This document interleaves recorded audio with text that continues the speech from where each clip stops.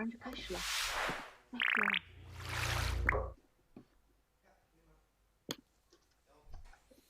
Welcome everybody to the Masterclass Urban Greenhouse Live Event 2020. My name is Jan Meijers. I'm the Chief Editor of Measurable Benelux. Measurable Benelux is an online platform. Maybe you know it from the US version. We like innovation, tech and entertainment, and that's why we endorse this Urban Greenhouse very much. And I am obliged to be the host of this Masterclass live seminar today. We have an exciting program for you guys. Includes 3 inspiring masterclass presentations and live Q&A sessions with students. Our special guest in this pop-up studio to the left of my Steven Petterman. Welcome. Hi.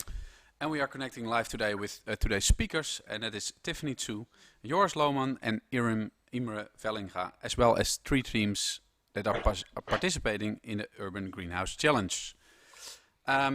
This is a very strange time because for people that are watching this and not really know what this Urban Greenhouse Challenge is, it's an international student competition organized by the Wageningen University and Research.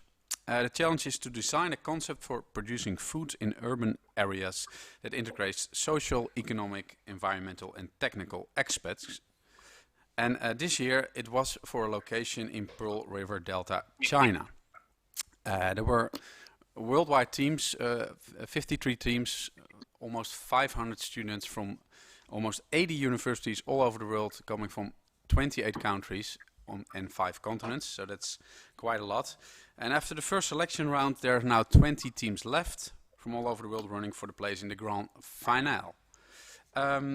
Now, like I said, the challenge is organized by the Wageningen University and Research in collaboration with almost 30 partners globally, and we want to say a special thanks to the Country Garden, Agriculture and Rabobank for their continuing support.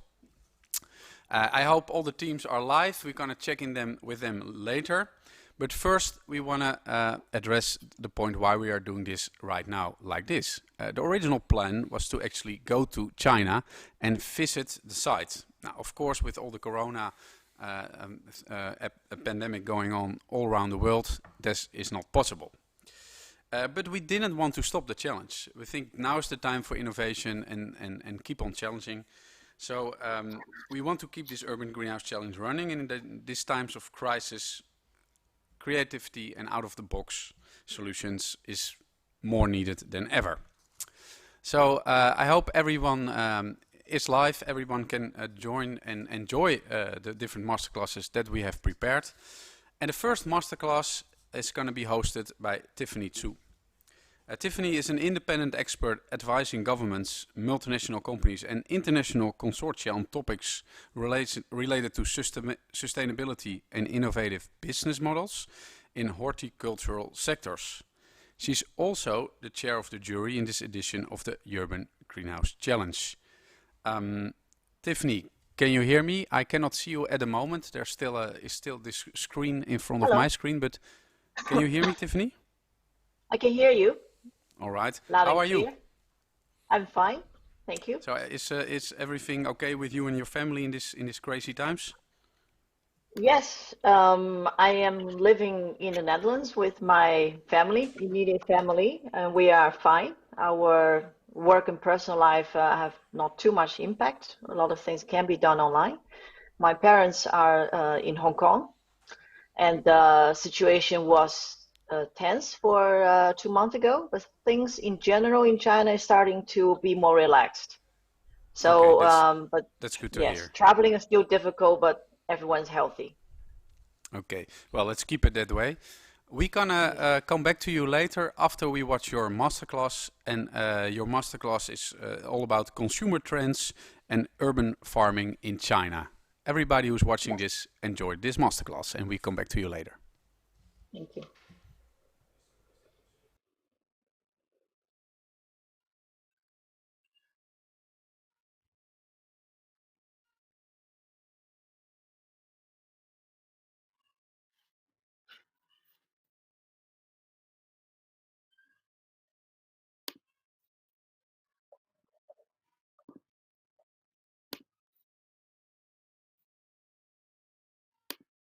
To you.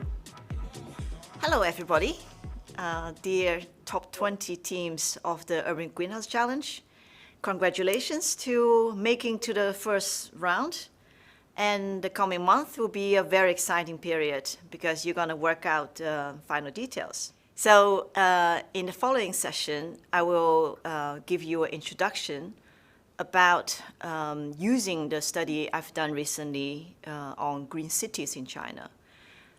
This topic is not only about food production, but it gives a, let's say, the overview of all the related issues relating to green development for China in the last 20 years.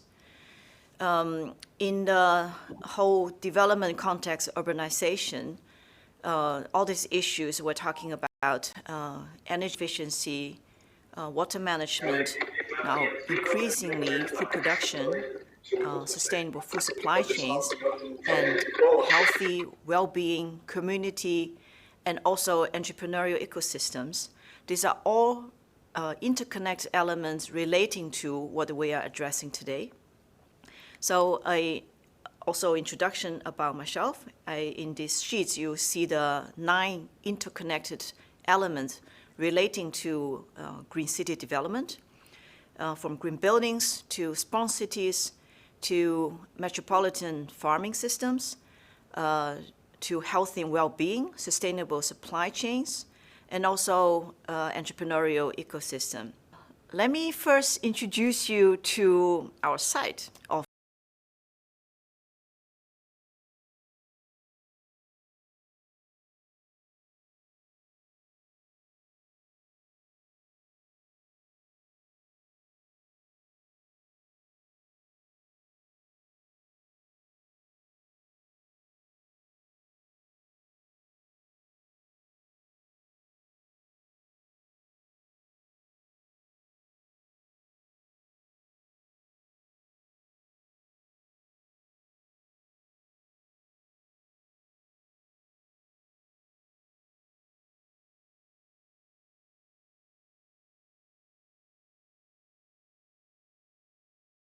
picture. When there's no rain, actually, the river water become rather polluted because it's also discharged from the factory. So when there's enough rainwater, actually rainwater is more preferred. It's a more clean source of irrigation. Here you see Mr. Wang is hand packing his harvest for this period. This particular vegetable he produces grows very fast. It's also very common kind of green veggie called watercress. Doesn't require a lot of fertilizer or pesticide. It grows very easily. Currently, the market pays not so much for his product. He gets about 80 RMB cents, so about 10 euro cents for 1 kilo. And his cost price to produce it is in fact about 1 yuan. So that means it costs him a lot more to produce than to sell it on the market. Then the question is, why does he still do it, of course? Well, if he doesn't produce, then he also loses at least some of the income. But in other times, for example, during Chinese New Year, then his price can be higher. Then in that way, he can try to cover some cost and make some profit during the times when vegetable is not so abundant. But overall, you can see that our Mr. Wang on our current site is not having a very profitable business case. And the question is, why does he do that? And this is a question for you, teams, to ask, why does Mr. Wang, in this very primitive environment with very limited input,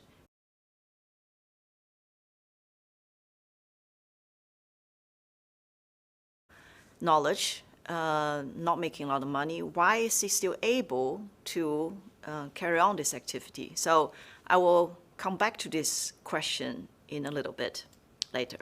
So I will show you next business case. This is a case study of Shangshan Yuan organic vegetable chain.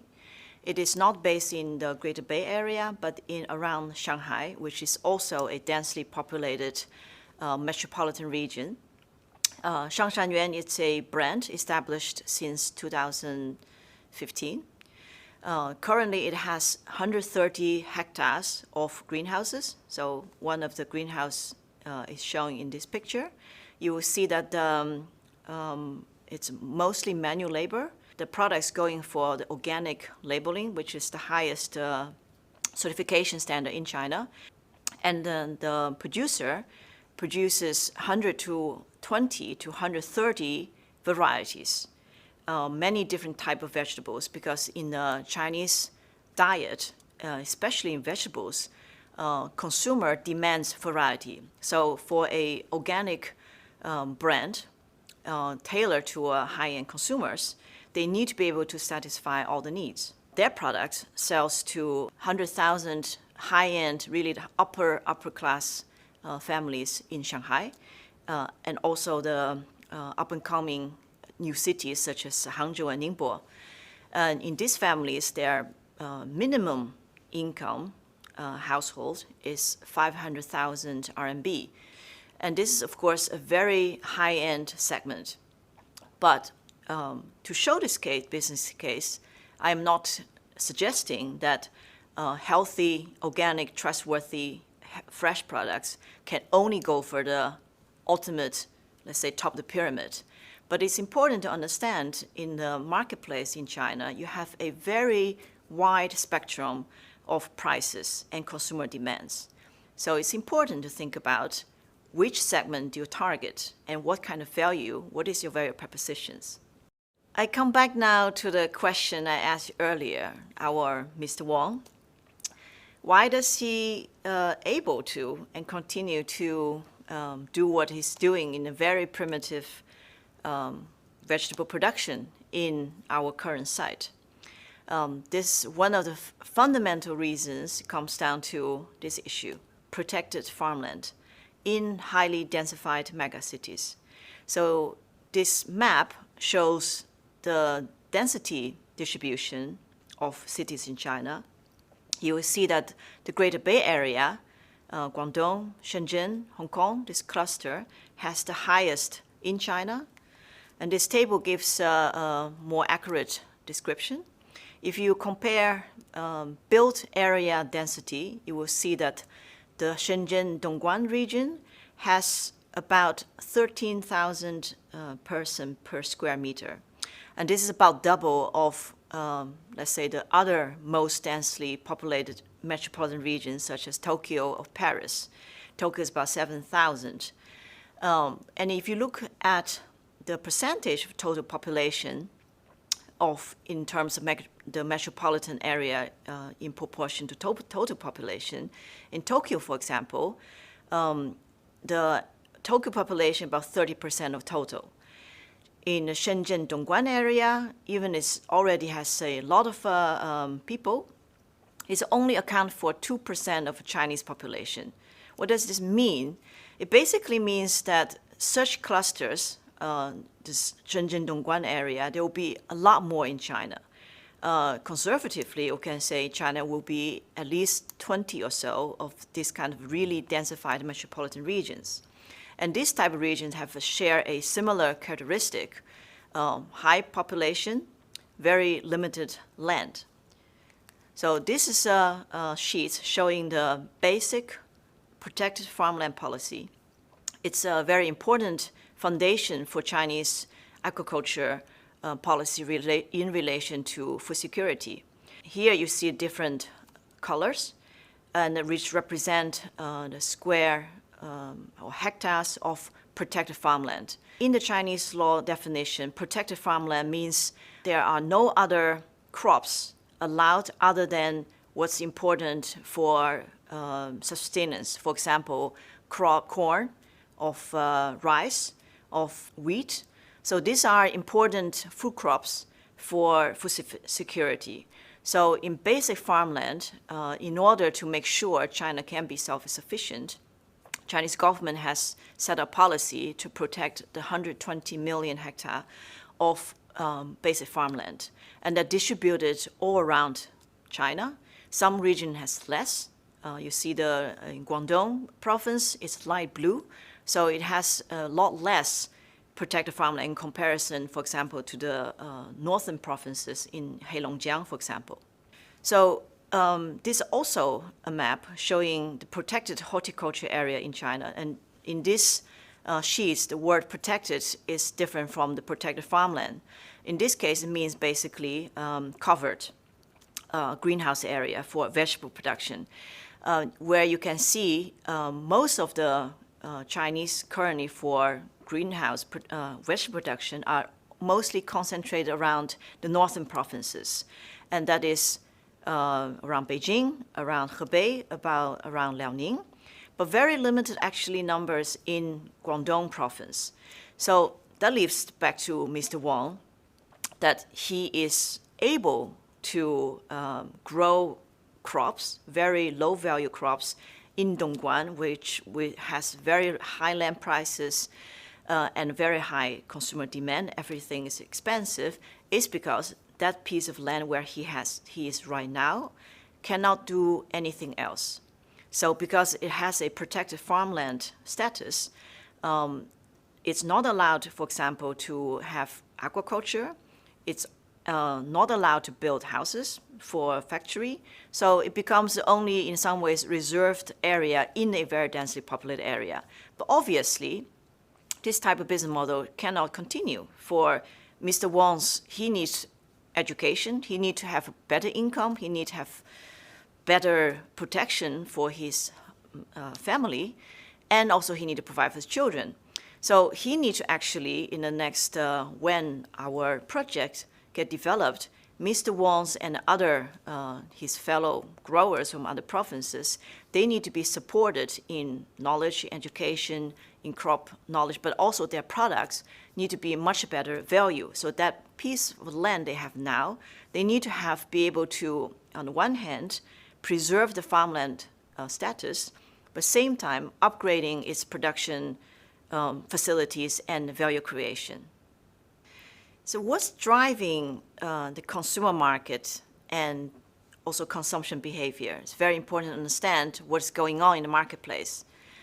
And again, today, compared just with about, let's say, 4 months ago, I think we're witnessing a dramatic, even more dramatic marketplace transformation. We talk about digital transformation of marketplace. In China, this e-commerce online platforms has been developing rather quickly in the last 3 to 5 years. E-commerce giants like Alibaba or Jingdong, and also a lot of up-and-coming fresh platforms are growing rapidly. Consumers are much more used to shopping online. But even just compare with 4 months ago, fresh remains a, let's say, lagging behind sector because most of the Chinese consumers, 80% of them, are still used to shopping, going to the traditional wet market. As we all know, that changed drastically. And this dramatic change is not just happening in China. This force upon us transformation is also happening in Europe right now. So in my sheets here, I also looked at the consumption pattern shift driven by income and e-commerce, which you will see that in the next 5 years, Chinese consumers will have a major shift in income class. And the biggest shift is not people becoming, let's say, the upper richest consumer, like in the case of the organic vegetable. In Shanghai, they are, let's say, really the top of the pyramid. This top of the pyramid consumer that actually not driving the biggest changes. The biggest changes are going to come from consumers that currently are in the lower middle class, let's say in tier 3 cities, lesser income, lesser education. But in the next 5 to 10 years, they are rapidly becoming, let's say, upper middle class. And this rising upper middle class shift we're talking about 200, 300 million Chinese consumers. And what they are now, especially now drastically improved, speed up by the virus situation is to demand for healthy, fresh product, food especially, that's good for health. So in an earlier study, we also see that this type of consumer preference for healthy products and willingness to pay for them actually is not so different anymore compared to tier 1 to 3 cities. Actually, this chart actually shows consumers in the lesser developed cities are actually willing to even pay even more. And then we foresee this demand will even become more dramatic. If we look at what makes consumer pay for high-value product, one important aspect is product standard. Currently, Chinese market has, let's say, two main categories of product certification. That is green product and that's organic product.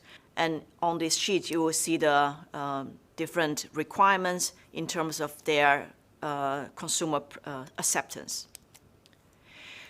In a survey being done to Chinese consumers, you will see that food safety is ranked very, very high in terms of consumer when they pick out products. So product certification or branding are part of that story of what makes consumer trust what they buy from the supermarket. So in the very beginning, when we discussed the two business cases, I talked about the wide spectrum between value propositions. From the very low-end wet market model, a lot of product crowding the marketplace, to the very high-end organic labeled, sold through very exclusive channel that can be direct to consumers, delivered to their houses, or being sold in high-end supermarket. In that, you have on these sheets, it shows there's a very big price differences. We can be talking about at least 5 to 10 times. For example, in the Shangshan organic vegetable case, their products being sold directly with apps and their own offline shops costs at least 5 times of what would you buy in supermarket, which is already much higher than if you buy them in the wet market. So especially in the healthy category, products should be trusted to be not harmful for health, but also functional, then also good for the environment. But what makes consumer trust that what they buy, the product claiming to have all this benefit, is indeed what they are? In China, we see track and trace is growing very quickly, precisely because, one, consumer demand for trust product. Secondly, on the market, there's still a very limited basis for consumer to pay for that trust. And here this sheet shows some other factors that gives consumer trust. For example, whether products are produced in high-tech big farms, whether it has organic labeling, whether it's sold in more high-end stores, whether it has, let's say, international third-party certification in terms of cold chain transport or in terms of origin. So these are all the important factors that also captures, let's say, the value of consumer trust. With the rapid development of digitization, a very important issue is there's a lot of possibilities.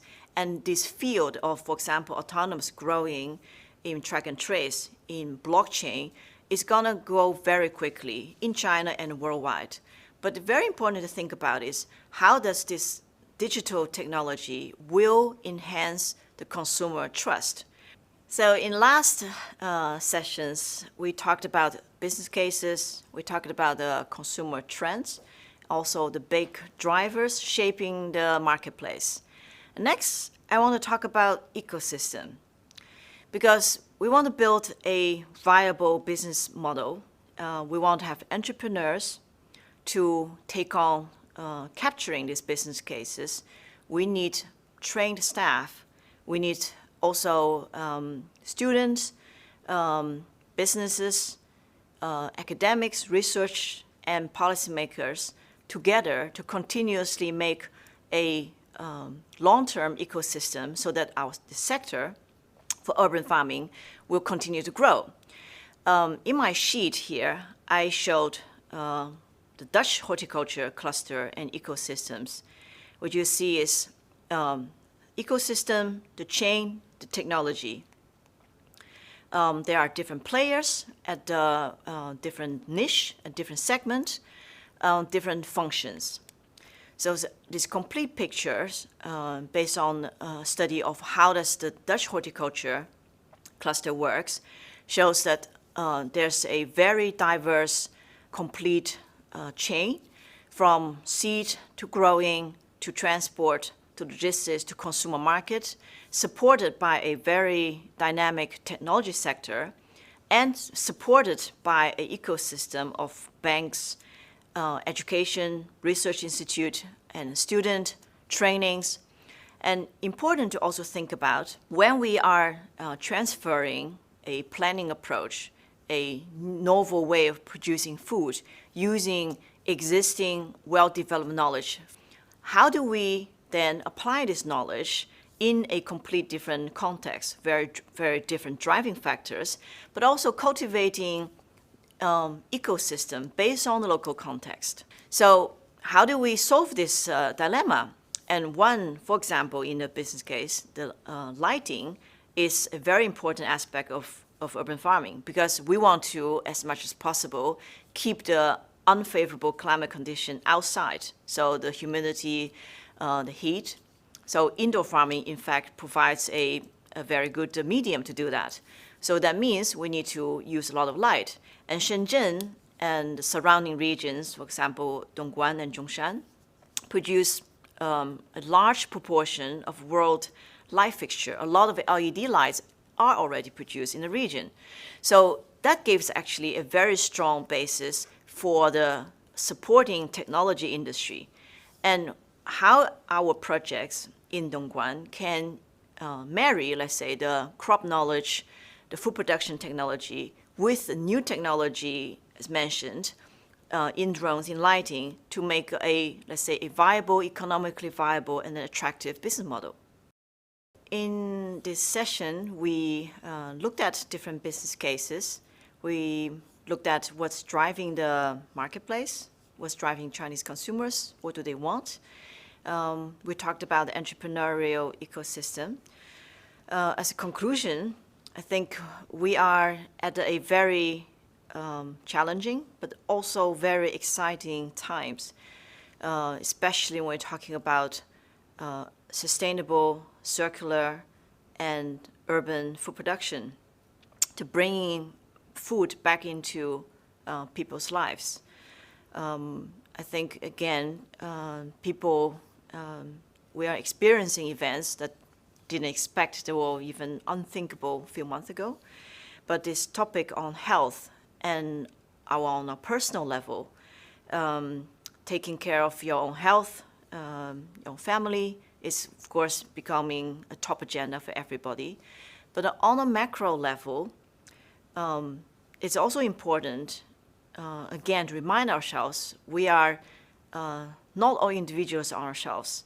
Our individual health is also dependent very much on the global ecosystem health. You can also say the biodiversity losses, climate change. These are issues are reflected very real now in a very dramatic way, affecting our day-to-day individual lives. Our world, our business are turned upside down overnight.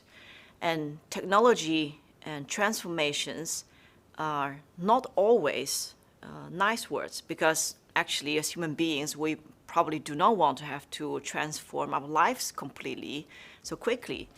But sometimes transformation happens not because we chose to do it slowly, implement it step by step, because they are forced upon us.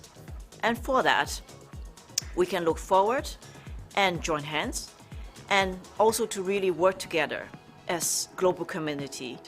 So conclusion, good luck teams, and I look forward to your questions.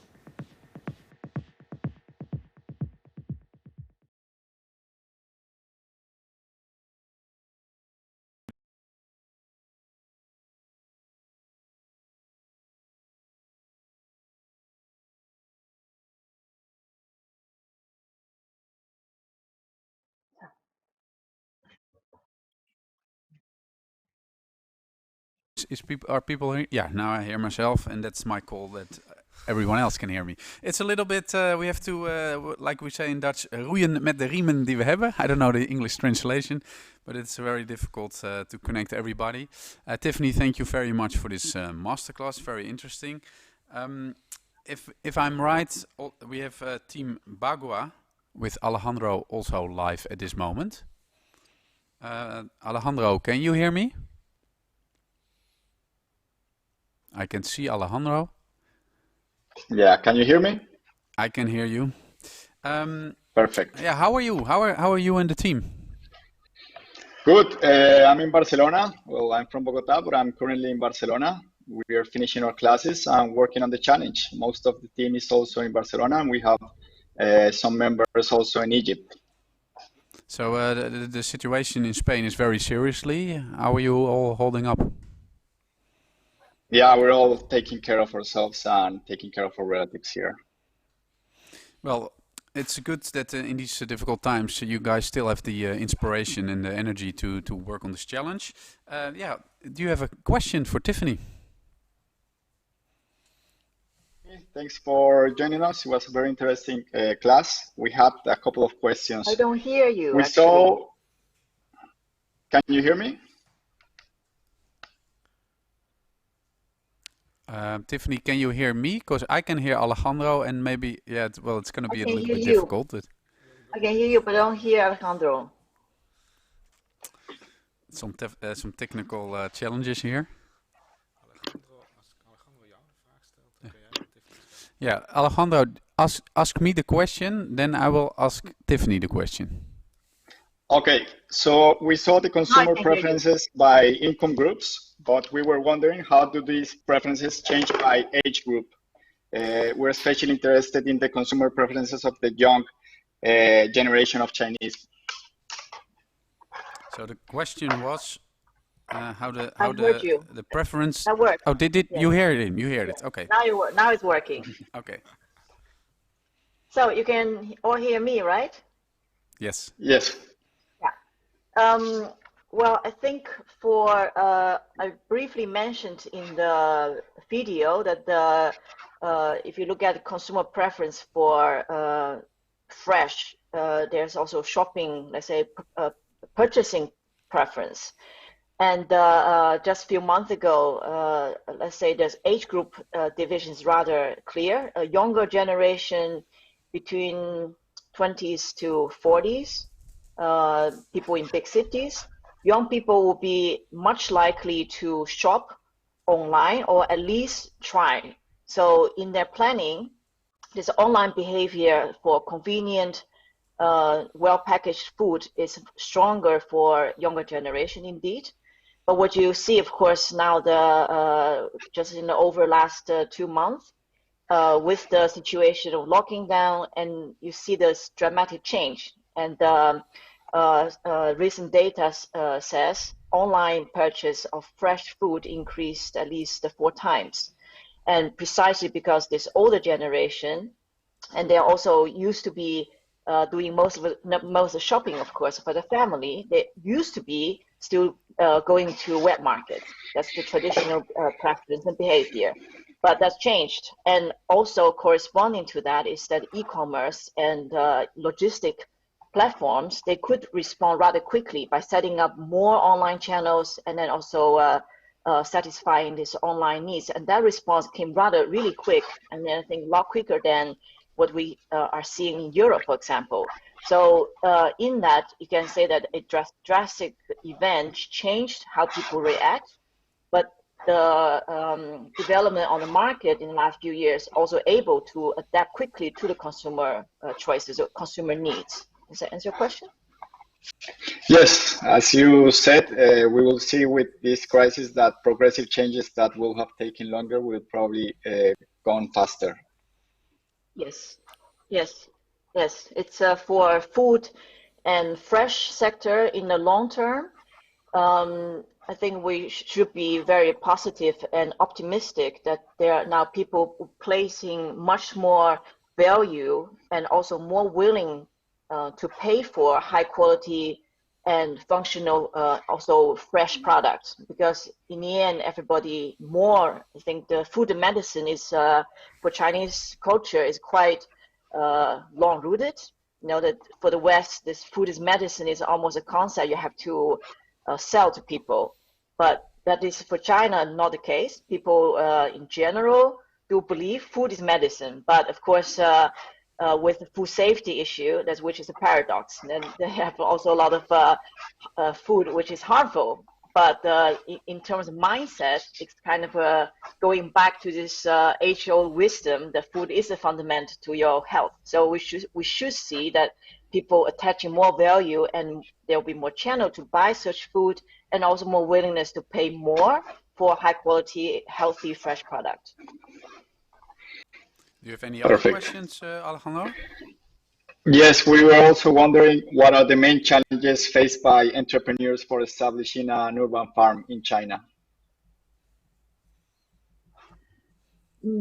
I think if we look at also in my class, I talked about the ecosystem. In the study of the Dutch, how the Dutch horticulture ecosystem and chains and system work, we learned that such systems do take time. So it's not about one technology, it's also not about one particular sector, it's about the whole chain. And that chain development need to be supported by an ecosystem of policy, banking, especially on education and innovation. And such ecosystem will take time to develop. So if of course you look at the development in China, things can go rather quickly. So certain development that took the West, for example, 100 years, that can happen in China for 20 or in 10, 20 years. But it's a healthy understanding to know that business ecosystem takes time to develop. I think for urban farm in China, a lot of conditions are really rapidly ripening, bettering in terms, for example, the chain in logistics, in e-commerce, which is really the main driver that can really directly shorten the supply chain between the producer to consumer. But biggest bottleneck is, let's say, for example, capital would be one limiting factor to grow a business. Banking support for supporting startups will be one aspect, and very important, really, also for anywhere is the knowledge and innovation. So supporting from universities, research, training institutes, but also government, especially in China, to help entrepreneurs getting the knowledge they need, and also continuously can grow with teams. I think that would be a softer aspect, but it really, look at a bottleneck, that will be a big challenge to think about. So talent and people. Perfect. Thank you very much. All right, I want to go to my table guest, Stefan Petman. With all the commotion, I was almost forgot to introduce you. I will do that now. Stefan Petman is a consultant, a visiting professor at the CEFA in Beijing, and a freelance writer for Vrij Nederland and various other architectural magazines. And you were also one of the major contributors to the recent exhibition at the Guggenheim Museum about the future of the countryside. Unfortunately, that was a little bit also because of the whole coronavirus, you could not visit that as well. What we're seeing right now is that students are asking questions to Tiffany. You did more or less the same with the speed dates the Wageningen University and Research organized less than a week ago. Can you tell us a little bit more about that? Yes, thanks a lot. Thanks a lot for being here. Thanks a lot for being the table lord. Yeah. This is last week's meetings with the students was really very exciting. First of all the teams were on time and were very well prepared, so that was pretty much impressive. Teams from all over the globe, connecting with people in Sao Paulo, to Egypt, to China, to also here in Wageningen. So that was a very powerful sessions. I think we talked about a lot of topics. A lot of the international teams had a lot of questions about China, which is very understandable. A lot of Chinese teams were indeed zooming in on the technical side of how to construct this ecosystem, which Tiffany so very brilliantly explained, how intricate and how that is built over generations over here. And yeah, this was a very positive experience. I hope that the students also enjoyed it a bit. So on a regular basis, you visit China every 5-6 weeks. Of course, that's not happening right now. Do you still are in contact with the university in Beijing? Yes, yes. We're still the fun thing about China is that before you know it, you're introduced in all kinds of groups on WeChat, on other platforms.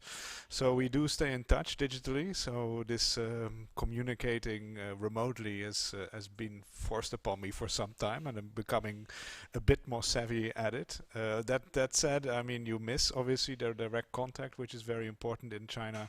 You miss the immediacy of going there, of witnessing, changing, smelling, and all of the great aspects that come with travel. But yeah, what I hear is a bit echoing also Tiffany's observation that things look like they are going to back to normal, but this normal obviously looks a bit different now than from the past.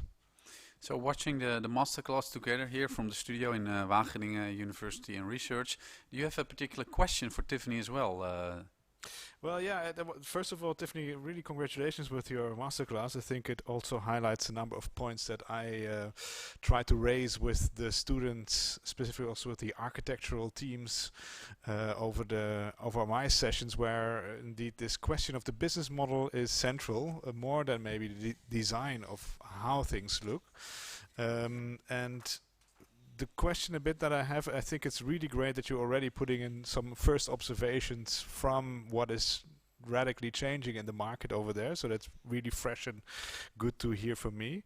What I know here is that people are also concerned that in this pyramid of, let's say, trust, willingness to pay for trust, there might be a willingness, but maybe because of the GDP decline, foreseeing that people will be thrown back to basically first caring for, do I have enough to eat, and unfortunately would not be able to scale up as fast as we would want to healthy and traceable food. Do you have any ideas about that?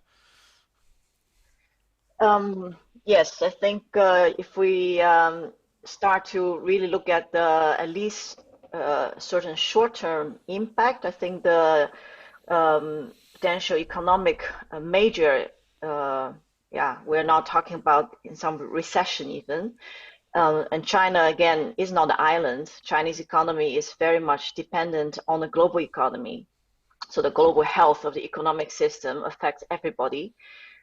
So for a period of time, let's hope a year or 2 years, we might see that how it plays out in terms of impact on general income of everybody, and the overall GDP growth. So currently, indeed, there is already very worrying talks about food security, because China actually, if you look at the quantity, that China doesn't really have a food security problem. China has enough to eat. So actually in China, a lot of topic we're talking about is safety. But now with this tendency, we're starting to closing down borders, the lack of trust in the international arena, food security indeed seems to be coming back onto an issue. So certainly one scenario which is not favorable, and we all do not want to see, is that the one, if the global economic system has a major shock, income in general goes lower, and then China goes back to, or everybody started going back to securing enough to eat first, and then the quality question, the trust issue might become later. And I think we cannot disregard a scenario, but let's say myself personally sincere hope that the global community finds the wisdom and courage to see beyond this lack of trust, and understanding a global system together that's working is in the end good for everybody. So if we go through this 1 or 2 years, very difficult, uncertain period, I think overall our world will be able to go back to on track, because this shock is really external. It's not something wrong with the economic system. Actually, at this point, from a lot of companies that I have for contact with, active in China with food production, the general feedback is actually they see the pace actually picking up. So investors seeing the drive from the last 2 months on demand for fresh, another wave of growth in e-commerce, and also there's more concern about local food safety, meaning that even if you're in Guangdong, then when you're closing down provincial borders, then you also have to think about, all vegetables are not all coming from Shandong. So I think this overall trend of local really on a more, let's say, a radius of 300 kilometer, we would say 500. That will be a kind of development we probably will see in China and everywhere in the world, including Holland, including Germany, UK, that people will be more conscious to say for certain food, especially fresh that we're talking about, this urban food security will become more on agenda. So actually, from that point of view, I think what we are discussing right now is really very positive driving factors. Drastic, but hopeful. All right, thank you very much. I think we still have time for one question. We also gathered some questions from the other teams. A question from Team Green Rhapsody is, in the context of green development and sustainable development, how do you think China's consumption model and market will transform? Green development and sustainability, how will it transform? It's a little broad, but I think green development and sustainability, first of all, they are sometimes really similar issues. But you can also, of course, green looking at better for the environment, more long-term economic model. I think again on the overall trend in the last 20 years, China has been progressively doing much more in terms of, for example, renewable energy, also in terms of sustainable water management, reducing CO2 emissions, and also upgrading, let's say, productivity. So we may see a setback in the coming period, but overall, on the long trend, I think for China, sustainability and green is not only about, let's say, obligation that every nation should take, but really should be a business model that you do things better and greener and more profitable, smarter, shorter chains, more intelligent. And I think that's for China, this focus on innovation, technology, doing things with more efficiency, and also creating better value for the environment, for society, for people, will just keep on going. And I think also with the changing, let's say, geopolitics that on a really macro level, China would also seek to assume a more responsible big nation role. So for that, this policy to focus on green and sustainability will become stronger. All right, thank you very much. Stefan, some final thoughts or? Yeah, no, it's great your insights. I think one other aspect I've been talking to the team about is indeed increasing not only the value of the products in the urban greenhouses that you grow, but also to offer furthermore services. And one thing I was hoping, at least, that the students who I teach in China, they largely are not able to cook, or very limited cooking skills, and maybe this crisis would have been a nice occasion to brush up and maybe also introduce that into our program, so educating about actually how you even prepare the food. And there's also some value perhaps in that. Well, maybe that goes for a lot of people around the world. All right, Tiffany, I want you say thanks again for your masterclass and answering the questions, and then we go forth to the next masterclass, and that is Joris Lohman. Joris Lohman is a co-founder of the Food Hub. It's an educational institution that helps companies, governments, and professionals to better understand the changing world of food and agriculture. His mission is to contribute to a more sustainable, healthy, and fair food system. And I don't know if yours is live at this moment. I am live. Yeah, I cannot I see can you hear you. yet, but can you see me? Yes, definitely. All right. Yeah, Joris, how are you? How are you? Where are you at this moment? I am at home in my house in Amsterdam, north of Amsterdam. You might hear some screaming kids downstairs, but they will go to the playground shortly, so we'll have all the time to talk quietly. Okay, and everything, is everybody healthy in your direct surroundings? Yes, well, actually, we did have corona. My mother was sick from the coronavirus. Not very. I mean, she didn't have to be hospitalized, but yeah, so it touched our family quite close. But yeah, we're taking all the precautionary measures to stay inside as much as possible, and well, we're hoping, like everyone, I think, to that this won't take too long. All right, we're gonna watch your masterclass now. It's about transition in food systems.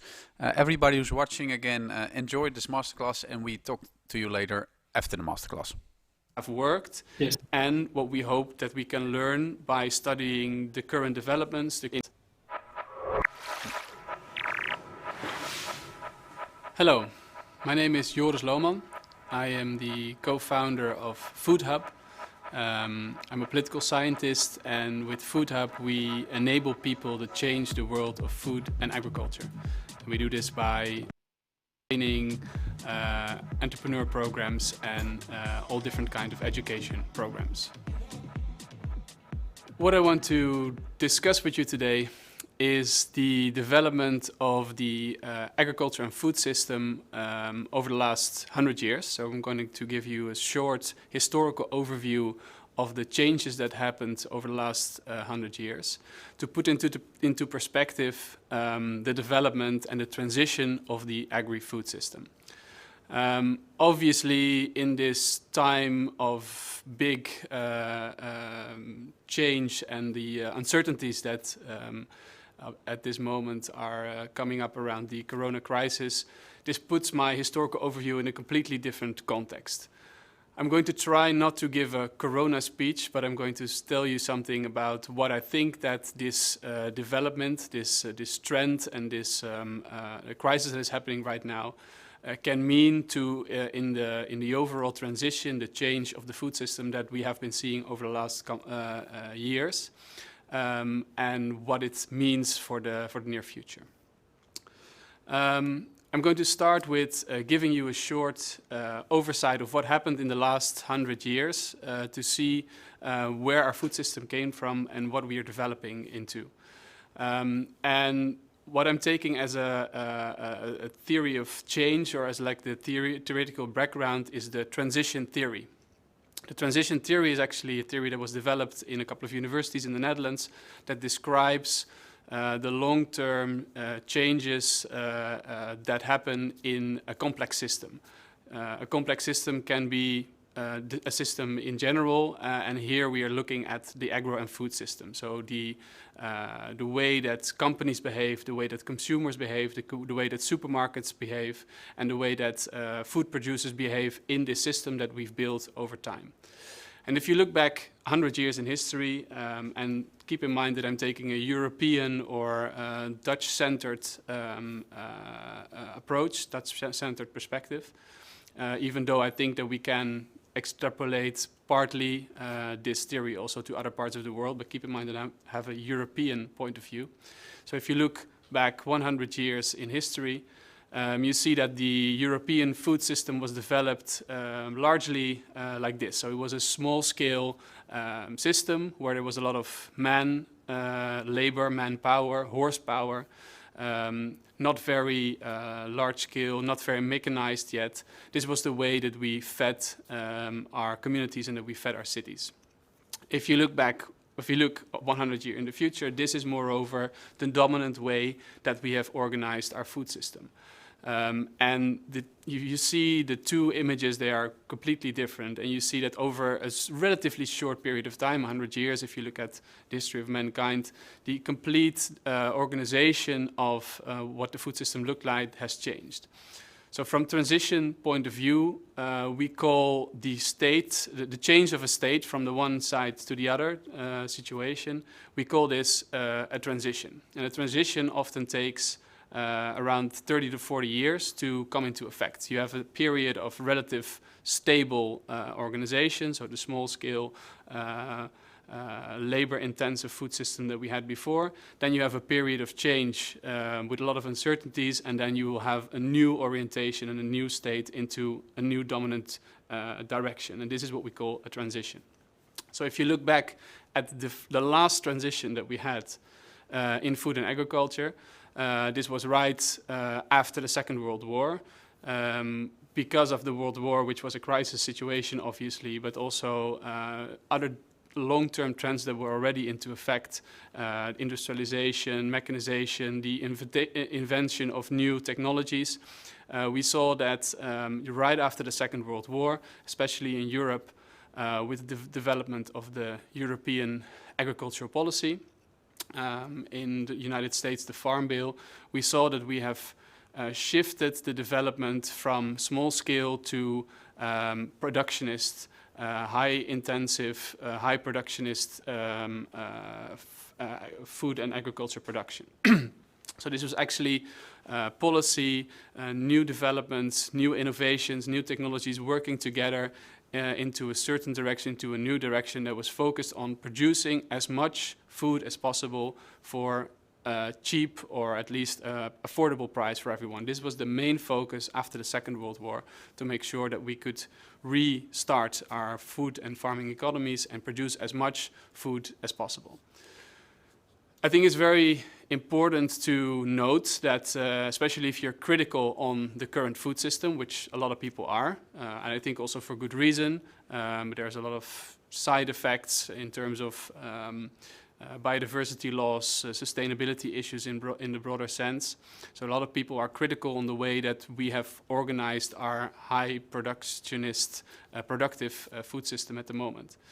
But I think it's very important to note that all of these developments has created a great welfare, have created cheap and affordable food, have created healthy food. You can say, I think especially in obviously the Western or more developed economies, that we have never seen such a stable, such a diverse, such a healthy food provisioning system actually as we have in the last 10, 20 years and maybe even before. So this last transition was a transition from smaller scale, but it also created a lot of food security for the countries. I mean, this is a very important thing to say, for the countries that have developed economies. And I think there's a lot of good things came out of this transition.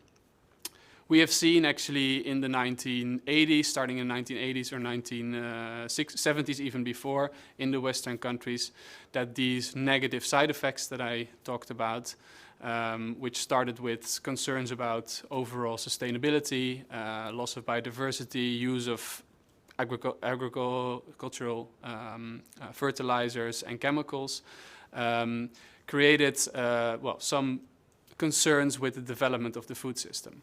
So this is actually, in my view, the time that we started already thinking about the transition or the change that the food system that is highly productive and producing a lot of cheap food is taking into account for all the other concerns that it should be taking into account. So this started, the thinking about these subjects in the Western countries started around the 1970s.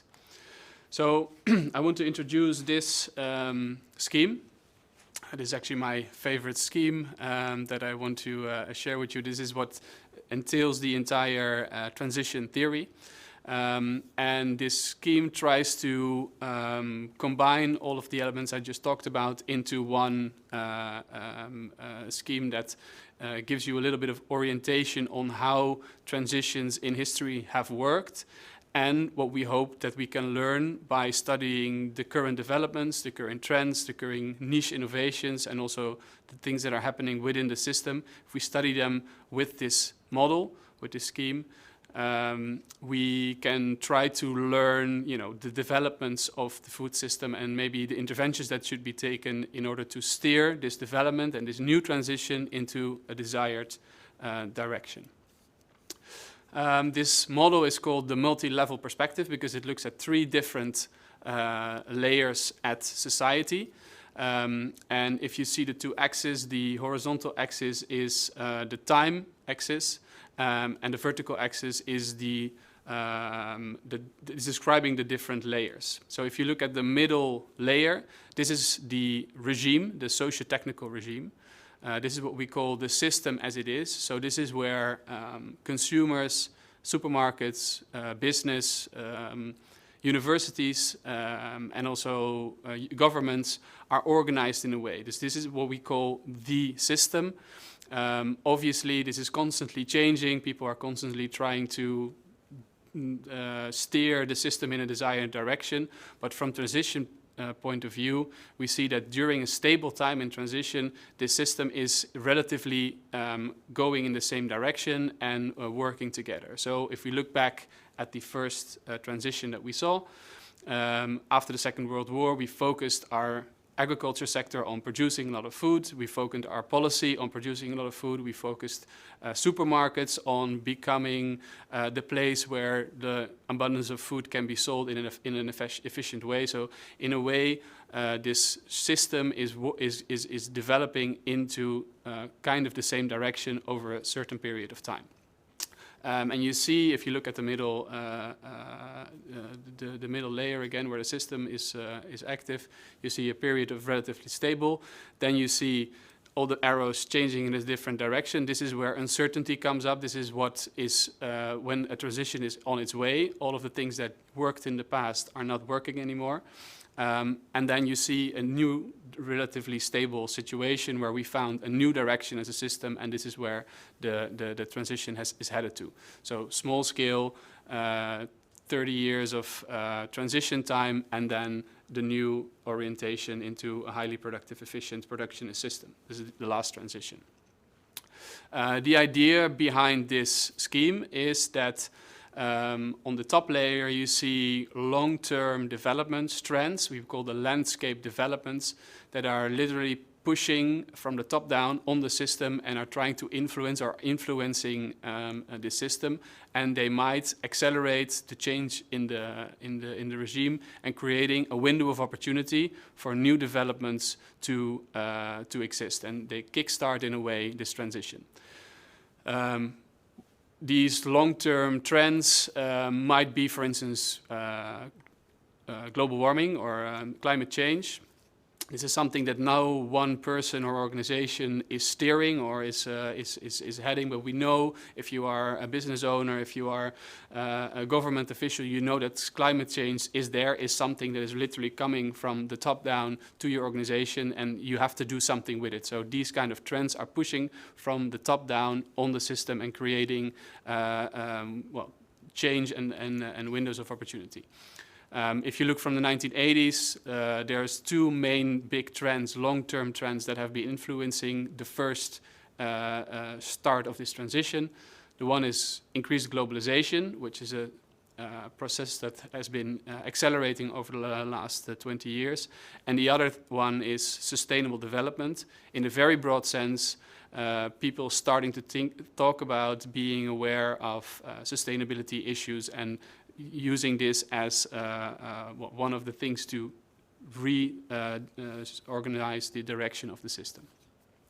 If you look at the bottom layer of this scheme, of this model, you see that this is the place where niche innovations exist, where niche innovations live. So often we are thinking of laboratory settings where scientists are having eureka moments and they're creating a new kind of technology that will change the world forever. Well, this is part of it, definitely. If you saw also in the first transition, the invention of artificial fertilizers, obviously, and also agrochemicals were definitely, very important niche innovations that helped the transition to a more productionist system. But it can also be groups of people that work together in innovative niches, in innovative networks that do different and that create different practices that are not the way that the system as it is working. And in this way, providing alternatives and creating different sub-niches, subsystems for the current dominant system. So another good example might be the organic sector, the organic sector that has started in the 1960s, just by groups of farmers and consumers actually coming together and trying to promote different farming practices that were very different from the dominant productionist way that was dominant in the 1960s. And you see that, for instance, the organic niche has been growing, obviously, and also making connections to the dominant regime, and in this way providing alternatives for the dominant regime.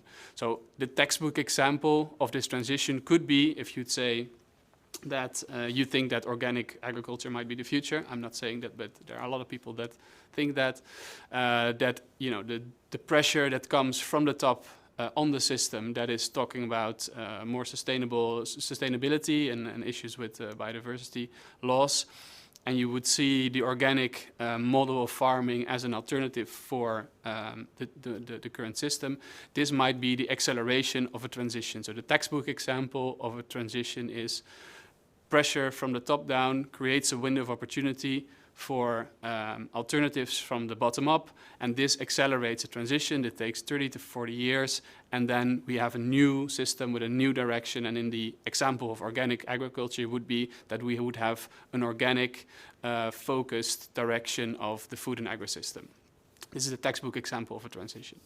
Obviously, it doesn't work like this in reality. There's too much complex factors that play around, but I think the power of this model, of this scheme, is that you can discuss all these different developments and you can put them into the scheme. It helps you with understanding which technological or other innovations might be interesting, might provide alternatives to the current system. What are the big long-term trends that we really should take into account?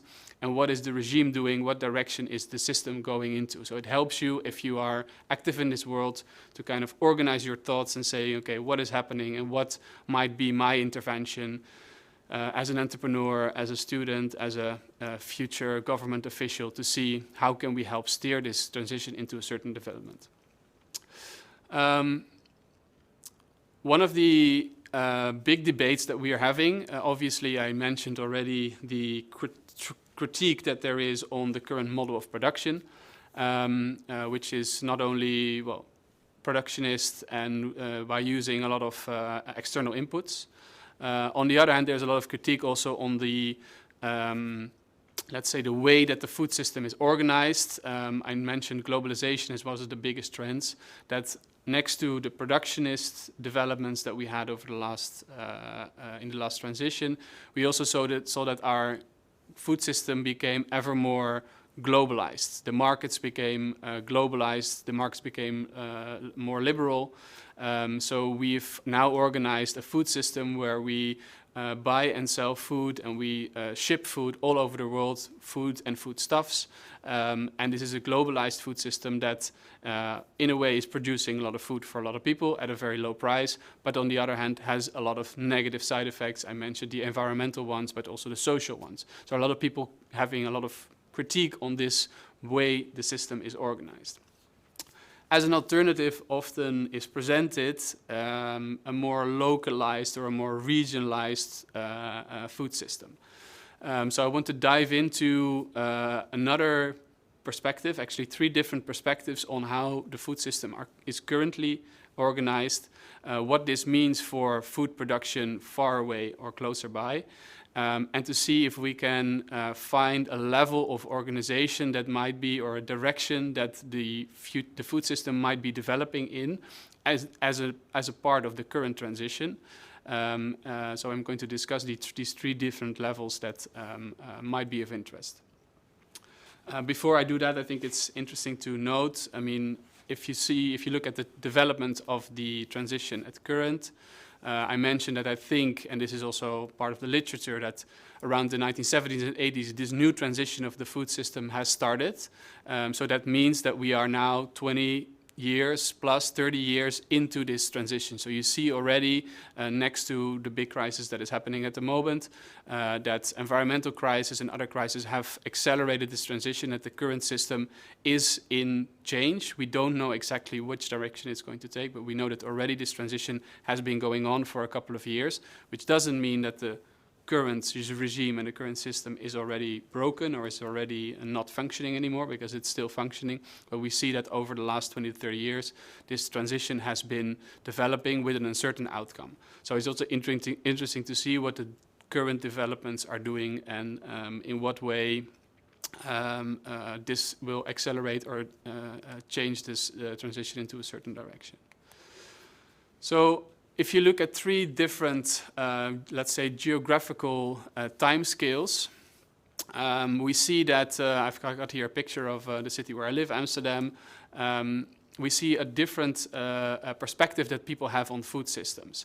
If you're a consumer and you live in an urban environment, like myself in Amsterdam, you have this as a perspective of your natural habitat, so to say. So you go to the supermarket, you buy your groceries, and if you're thinking about food production, you're thinking about urban people that are taking initiatives to create food production nearby into the urban environment.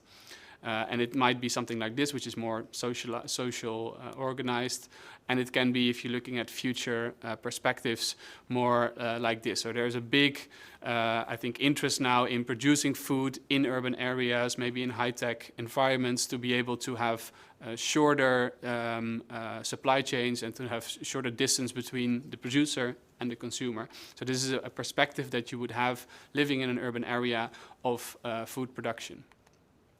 If you look at the current model, like I mentioned, then it's moreover organized on a more global scale. So if you look at the food producers that are producing food even 20 to 30 kilometers away from the city where I live, Amsterdam, in the province of Flevoland, for instance, this is the way that they are producing their food, and the global market is their playground. This is their perspective. So it's very interesting to see that, you know, the people that live in the city see their food also only coming in through supermarkets or to very localized, micro-localized food production, whereas the food system that we've organized has a global perspective. And well, the farmer that is working here is taking into account the global markets and is also competing on a global level with other farmers from around the world. Which is to say that often is said that the food system is globalized completely. I think it's important to state that especially in Europe and also in other parts of the world, a large part of the production is still within a region, which might be 500 or 800 kilometers. So most of the food that we produce in the Netherlands as a high exporting country, we are exporting to other countries, but it might be Germany, it might be UK, it might be France, which is relatively local or relatively regional, but we do see that because of the globalized markets, a lot of farmers are competing on a world level, and this is their point of reference. What I actually want to introduce between, let's say, the micro level and the macro level, so the micro of the environment of the consumer and the macro level of the globalized food system, is an intermediary level, which we call the meso level, which is actually taking into account the urban environment, the cities, as well as the countryside, which is closely connected to the urban area. And I've put a red circle around Amsterdam, made it a little bit bigger. This is just, this is just taking a red circle and put it somewhere. I mean, it might be that you organize this system in a more logical way because of governance, because of government, or maybe because you want to think about in what way you can organize it in a right way, thinking about the circular economy.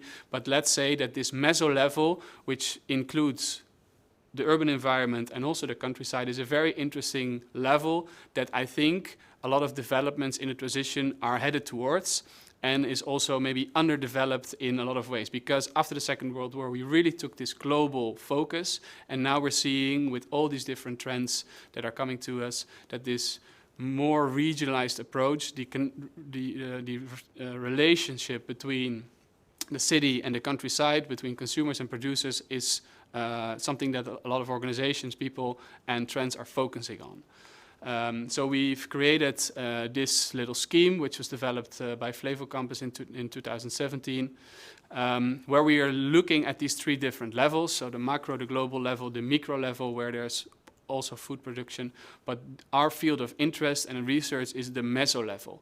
In the meso level, we try to make new or re-establish connections between producers and consumers, try to shorten value chains. So let's see if we can have a large part of the food that's produced in the backyard, so to say, of this large urban area. And we can see if we can sell part of this food within the urban area that is just around the corner. We see that this might have benefits in terms of shortener chains, a better price for food producers, the better connection between citizens and the country that they live in, between farmers and consumers, which has, I think, social benefits for people to understand better where their food comes from. And I think very importantly, and maybe the most important thing, there's a lot of talk about sustainability, the new direction and the sustainable direction the food system should head into. We are starting to understand that thinking about circularity and the circular economy might be the new direction that we are focusing on. If you want to organize a circular economy, it's very important that you take into the main producer of biomass, which is agricultural sector, into account. So you start to try to close feedback loops. You try to close the economy, circular economy loops, and by doing this, you need to have a better relationship between where the food is produced, where the food is consumed, where the waste is being discarded, and to see if you can organize completely closed loops will never be possible, but more closed loops within this circular economy. So the meso level, the regionalized food system, is, in my view, the direction that we should take into account as a starting point for this development. Obviously, I mean, these are developments that have been going on. Like I said, from the 1980s on, we started to be part of this transition, and we saw that globalization and sustainable development are the main drivers that have been pushing this this transition. And we see now that during the Corona crisis, a lot of these developments that were already in place are accelerating in a way. And if you look back, and I think it's very difficult to, at this moment, really say what is going to be the impact of this crisis. No one knows. I don't have a glass ball to predict the future. What I can do is take the model of the transition theory and see how can we apply it to the current situation. From this transition theory, you see that big crises and unexpected happenings are from the top down creating this window of opportunity for transitions to start and for transitions to accelerate. If we also take into account that these developments into a circular economy and a more regionalized food system have already been in place, and maybe also providing new examples from the bottom up. It might be that this Corona crisis is accelerating this transition into a more regionalized food system, because and I don't personally think that we should be wanting to have autarkic or completely regionalized food systems. I think it's very important that we will produce food in the places in the world where you can produce it best. So, I mean, a part of I think a large part of trading food and producing food in the right way will still be a part of our food system. But I think there's a lot of reasons to say with more closed borders and maybe also the need for more sovereignty of your food production in a certain area, political uncertainties in the future, that is very wise and interesting to also invest in more resilient and regional food systems. So I think and I hope that after this transition that we're now going through, which is accelerated by the coronavirus, that we are moving into a system where we have the three different layers, the macro, the meso, and the micro, on a more balanced scale. So there's a new level, a new balance between these three levels, where I think that the meso level will be a bigger part and will entail a bigger part of the future food system. So this is what I wanted to share with you. I hope this helps in the development of your ideas in the Urban Greenhouse Challenge. I will speak in person to the people that are following this challenge, and if you want to know more, if you're watching this video on YouTube, please check out my website, which is www.thefoodhub.org for more information. Thank you very much.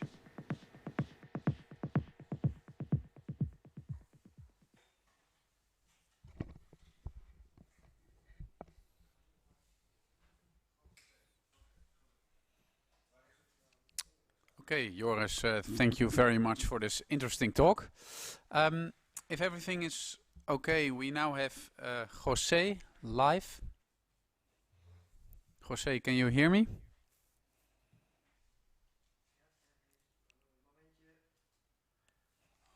I can see Jose, but I cannot hear him yet, but maybe you can.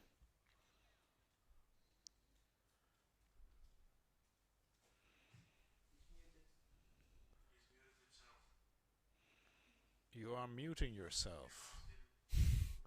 That's a form of self-censorship.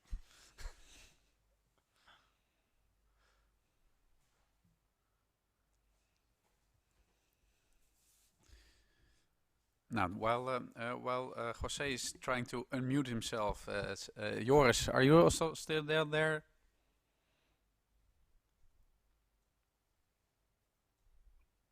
Can you hear me? Yeah, No? we can hear you. Stefan, any thoughts of the masterclass?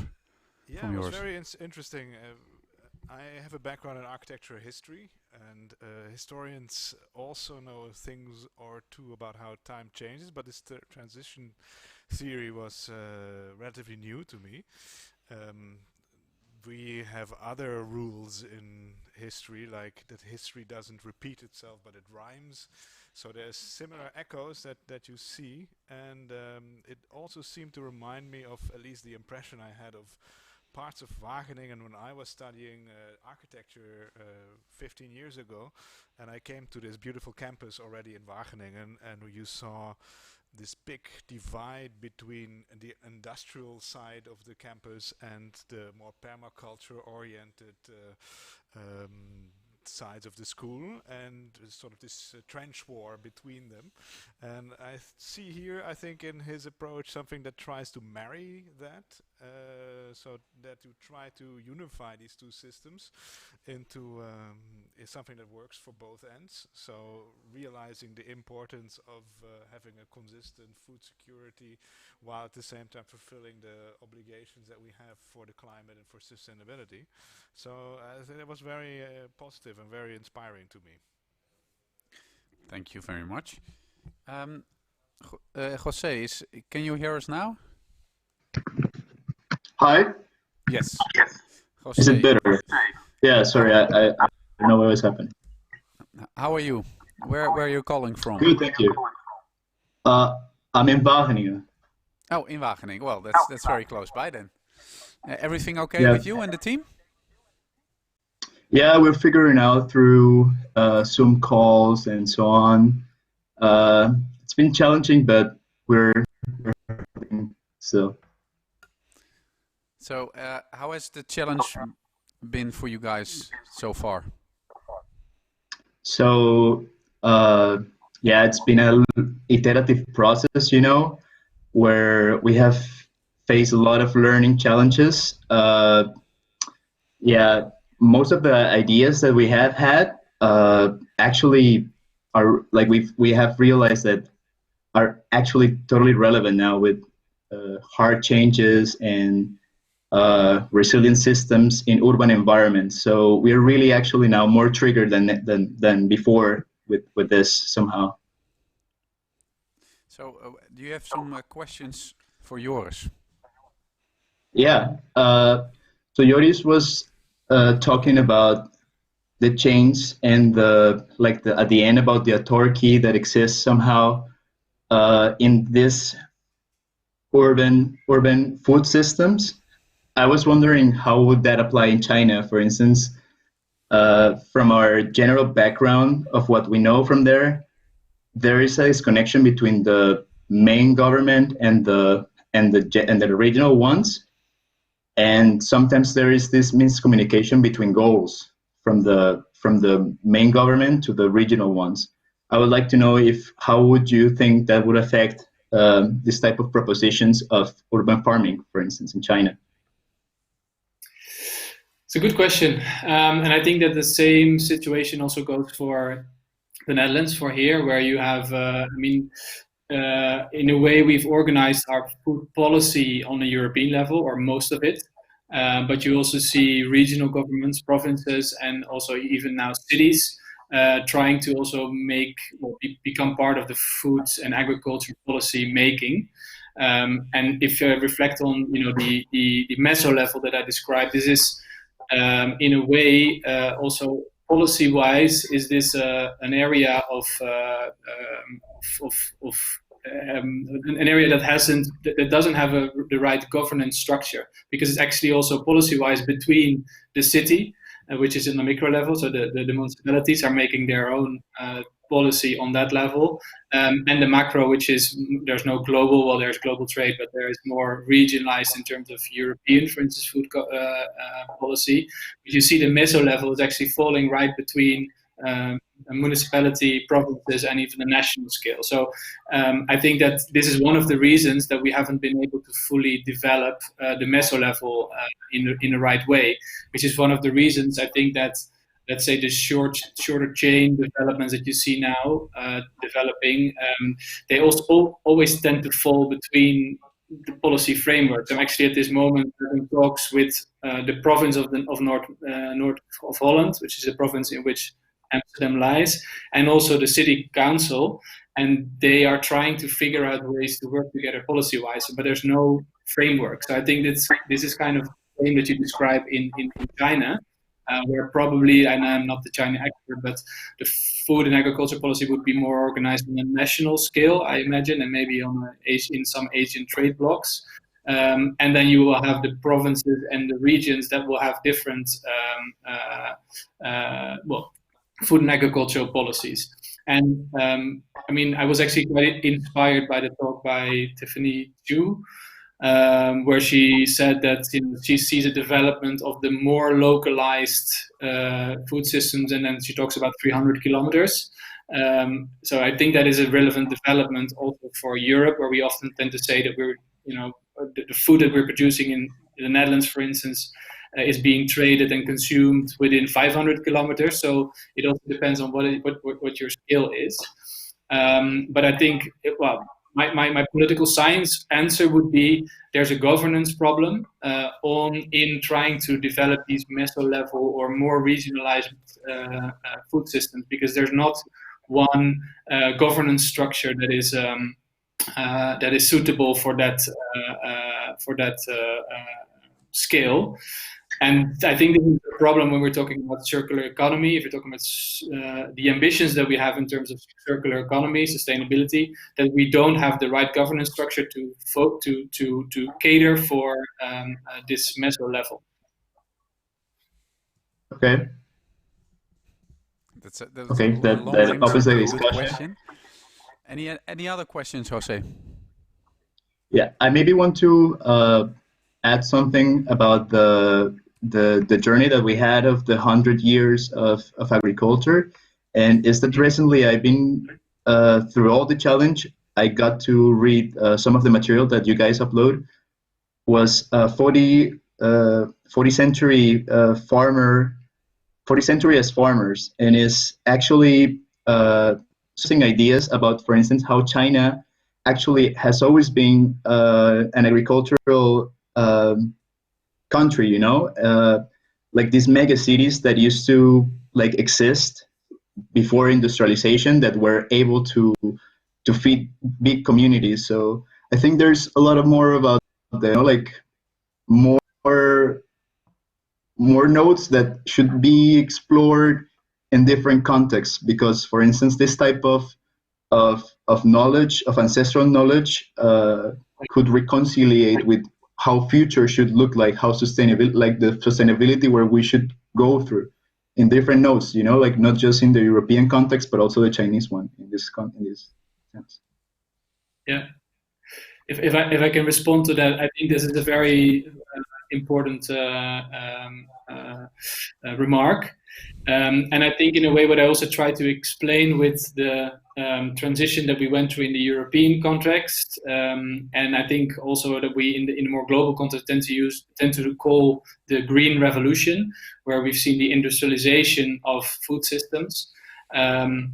I think that in this process, especially in the Netherlands, that we've lost a lot of knowledge as well. I mean, I think in overall it's for the better because of, you know, the food system that we have now, which provides safe and affordable food. But I think we also lost a lot of knowledge along the way, and I think that in some social way or emotional way, people are also feeling that they have lost connection in some way.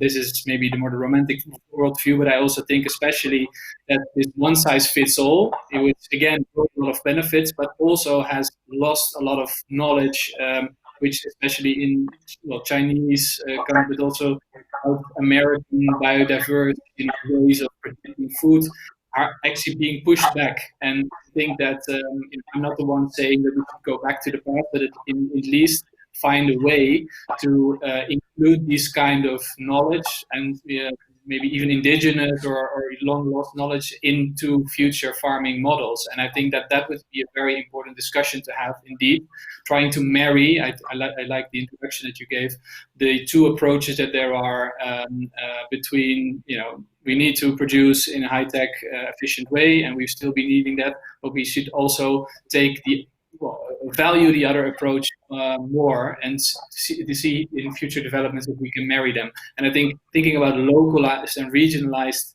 food systems gives another dimension to that, because then this shorter chain approach and this meso approach is something else than just only wanting to go back to a future that has, or a history that hasn't ever existed. All right. Jose, thank you very much for your contribution. I wish you very luck with the challenge, of course. We also got some other questions. Also a question from Team Spirit. One of the questions was for Joris. To what extent are social or technical aspects drivers of food system transitions? To what extent are social technical aspects? Yeah, I think what I try to explain with the models, we call the system as it's organized right now, we call the socio-technical regime, and it's named that way because it's at the same time it's very much social, and at the same time it's technical, and I think that is kind of the worldview that this scheme wants to bring forward. By saying that all of the development, sometimes we're focusing too much on the technical developments, right? I mean, the car is a great development. It's very useful to go from A to B, but we forget that in order to have the car functioning, we also need to have an emotional relationship to cars, and we have to put our infrastructure there. So what it's trying to describe this model is that all change over time is as well, and maybe just as much technical as it is social, as it is the relationship between people, and especially the relationship between society and technology. And this is what we try to balance a little bit in seeing what future developments can happen. All right. Looking to my table, Lord. Do you have any questions for yours? Well, I think it's a very fascinating study, and I think it's a very political moment at the moment. So I really value this type of level approach. But are there any kind of practical tips that you can give to the teams, or any recommendations?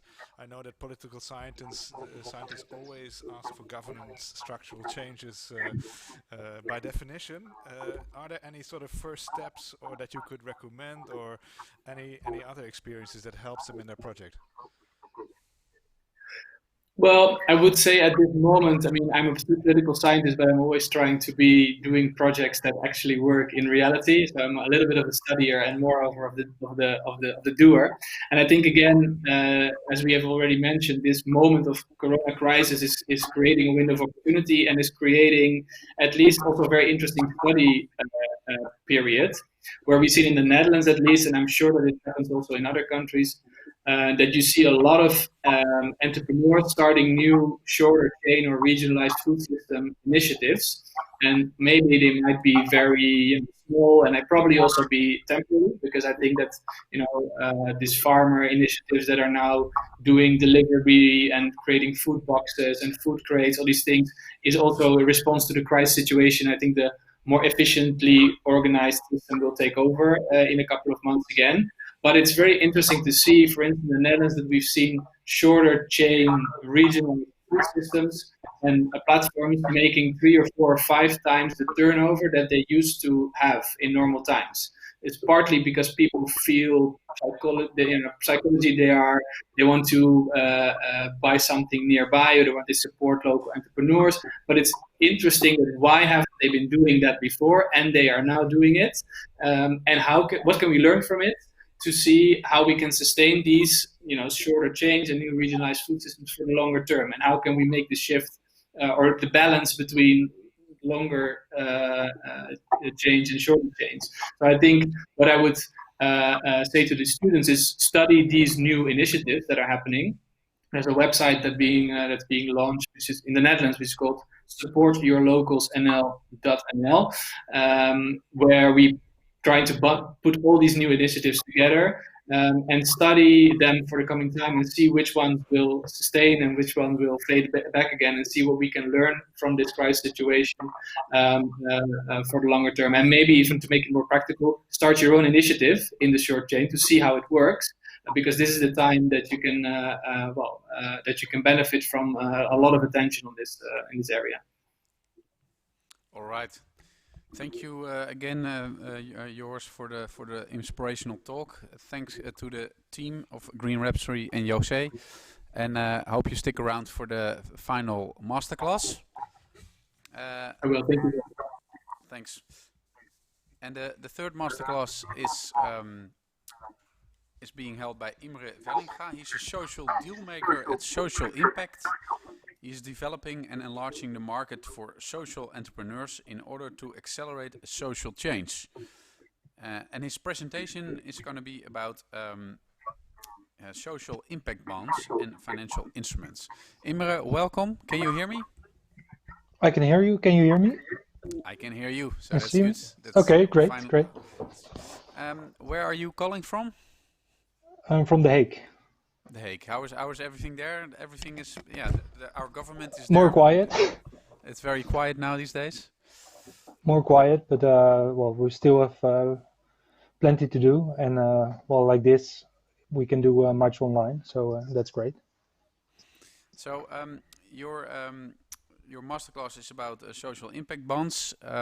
We're gonna watch that in a minute, and then afterwards we're coming back to you to interact with your students. So everybody who's watching, again, enjoy this masterclass. Hello, my name is Imre Vellinga. I started with studying sociology. After my studies, I started working in the financial sector for a couple of years with a focus on responsible investment. After that, I could combine financing and my interest in sociology at Society Impact. I work here for 4 years now, and I live in The Hague. Hello everyone, thank you for watching. Unfortunately, we're not together in China now for the presentation, 2 years ago, we were in Amsterdam, where I also gave a presentation, as I will do today. But now we're in The Hague at the Office of Society Impact, where I work as a social deal maker. At Society Impact, we're a non-profit, and we have the ambition to solve social issues. And we do this by 3 ways. First is we come up with new ideas of new concepts where we work together, public and private, to involve a wide variety of stakeholders to jointly come up with new ideas and to be involved in the social impact, social issues at hand. So this is a real wide variety. This can go about integration, about homes for homelessness. This can go about health issues. This can be people who are poor or in debt. And by doing so, we also always focus on new ways of financing the initiatives that we come up with. Secondly, we are an intermediary for ideas that exist or social enterprises that have good ideas but who are in need of a network or who need financing. We help them with that. And thirdly, we do a lot of research on social impact of these enterprises or projects who help vulnerable communities. And I will elaborate more on that later. So I think that most you've read during your studies and also the lectures you might have been watching were about greenhouses or architecture or sustainable building. I don't know much about that. So my focus will be on businesses, social enterprises, and innovative ways of financing the good ideas you come up with for your project plans in the World Greenhouse Challenge. I will start by saying something about different kinds of investors and companies. Then I will zoom in on social enterprises, where we distinguish between social enterprises that make products and social enterprises that deliver a service to a community. On the last group, I will also give some examples and also discuss how this can be financed. To start with the company and investor spectrum, you can distinguish between the traditional businesses whose sole and main purpose is to make profit and to make money. They don't really care about society, or at least they don't show, and they basically just want to make money. Then there's also a group of companies that want to make money, but not at all costs. So we call them, they do no harm companies. They do their best to make as much profit as possible, but also they have a strict CSR, corporate social responsibility policy in place. Then, and that will be the main group I will talk about today, are the social entrepreneurs. They don't just want to make money, but just as important is to have a positive impact on society. And then as a fourth category, there are the non-profits or the NGOs, the charities who just want to do well. This also has consequences for the investors for these organizations or the way they get their money.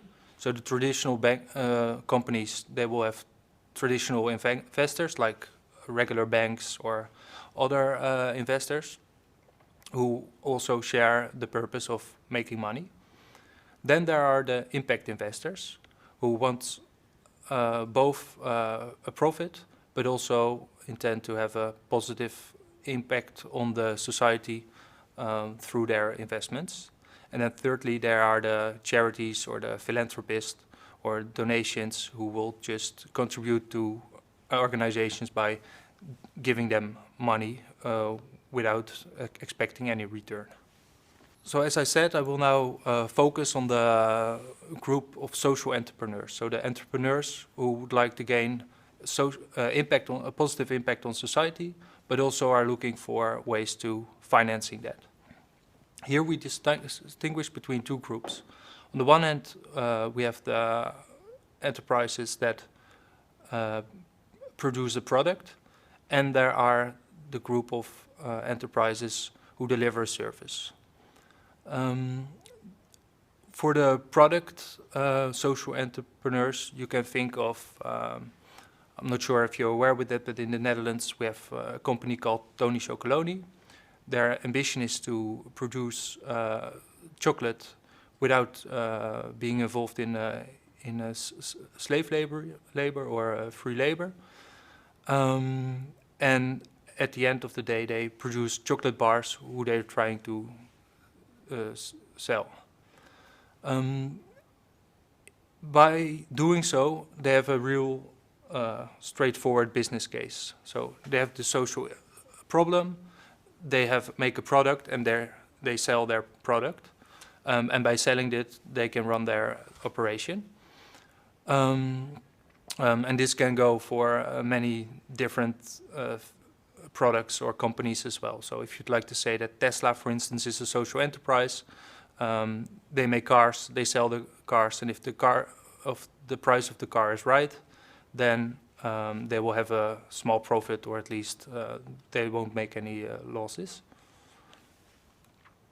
In the screen now, you'll probably see a sheet of some revenue streams. These are the ways, well, on the product side, you can make money. And I think for you, this can be interesting when you look at your business case or at your project plan for your greenhouse. You have different ways of making money. So let's say that you want to grow tomatoes somewhere on the ground of this project. Well, you can just sell them, and if the price is right, then your business case is correct. But for instance, you could also rent out rooms, or you can have a subscription fee for people who get monthly access to, well, whatever you think is necessary or what is a good idea. Or you can, for instance, use space for advertisement and ask money for that. And in all those ways, you can, well, attract money and make your own business case. But these are all more classic business models. So, but what do you do if you can't use the traditional business models for your target audience or for the people you want to reach out to? So what if these traditional revenue streams are not applicable? Because as I just said, you have an audience that can't pay for it by themselves. Well, firstly, of course, you can look for a donor, or maybe you know someone or an organization who have money for a project like yours. Or you can think of something else. Because the service you will deliver to this group, now, for instance, so people are living on the street and they don't have a job. And because they live on the street, they are more often sick, so they need to go to the hospital more often. Maybe they cause problems in the area, so the police has to come and show up. And all this are costs that are being made and paid for, usually by the government. So if you want to help this group, somewhere there will be a saving, because money doesn't have to be spent on this target group. And this is what we try to do with social impact bonds, for instance, to make this money free to be spent on the social enterprise. And you can think of many issues, for instance, employment. So what if someone doesn't have a job? In the Netherlands and in many other countries, people will then get a social welfare monthly fee. But also because they're unemployed, they don't contribute to society, and they will pay less taxes. This can be on poverty and debt. This can be on loneliness, education, illiteracy. Yeah, so there are many issues at hand, and I'm sure you can come up with many more, also focused on your project plan and the region you want to focus on. So as I said, impact of these solutions will have will lead to cost benefits somewhere. In the slides you now see, it's maybe it looks a little bit complicated, but what we've done there, it's called a rate card, and it looks at different benefits or outcomes of a project that will also match some sort of price and some sort of saving. Perhaps in the Q&A we can discuss some examples you come up with, so we can brainstorm a little bit together what you can think of and how you could do this. But the basis is that somewhere someone will benefit, and this might be the government, this might be an insurance company, this might be an employer, this might be even a neighborhood association or whatever, but just someone, and depending on the issue and the place where you are. And this will be or explained in a video we will now show. This video focuses especially on health, but what goes for health is applicable also for, well, some of the issues I just explained earlier. And I think you'll see how it works. Hoe kan preventie, innovatie en gezondheidswinst in de zorg gefinancierd worden? De baten van investeringen komen immers vaak bij andere partijen terecht dan de zorgondernemers. Bij verzekeraars, gemeenten of werkgevers. Steeds vaker voeren maatschappelijke zorgondernemers op een financieel rendabele wijze innovatieve projecten uit die leiden tot gezondheidswinst. Deze ondernemers lopen echter tegen knelpunten aan. De budgetten zijn versnipperd, de financiële prikkels in het zorgsysteem belemmeren innovatie en soms staan regels in de weg. Met een Health Impact Bond kunnen we bewezen preventieve projecten wel financieren en opschalen. De HIP is een innovatief financieringsinstrument waarbij private investeerders een interventie betalen om een zorgprobleem op te lossen. Het is echter geen obligatie, maar een prestatiecontract tussen investeerder, ondernemer en een probleemeigenaar zoals een verzekeraar of overheid. Hoe werkt het? Een investeerder financiert een bewezen effectieve interventie. Met deze interventie wordt gezondheidswinst geboekt. De te behalen resultaten worden vooraf in een contract vastgesteld. Naast de impact realiseert de interventie ook kostenbesparingen in de zorg. Behaalt de ondernemer de resultaten, dan krijgt de investeerder zijn investering met vooraf afgesproken rendement terug. Deze wordt betaald door de partij bij wie de besparingen zijn gevallen.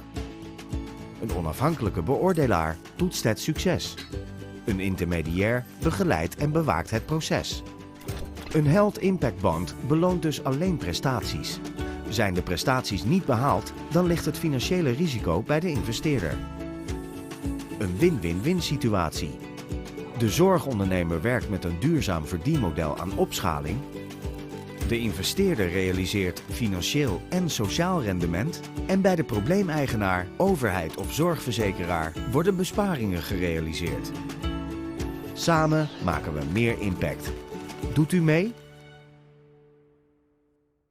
So to summarize what you've just seen, on this slide you can see what it looks like. In blue you will see the impact entrepreneur who delivers a service to some sort of target audience. Then this will lead to a cost saving for the beneficiaries. So this can be a municipality, an insurance company, employer, and, well, depending on the situation, many other people. But the impact entrepreneur needs money, so this will be paid for or invested in by philanthropists or impact investors. And in the end, if everything works out according to plan, the impact investor gets his return out of the savings of the beneficiary. I will illustrate the working of a social impact bond by an example. The first example I'll give is called work after detention.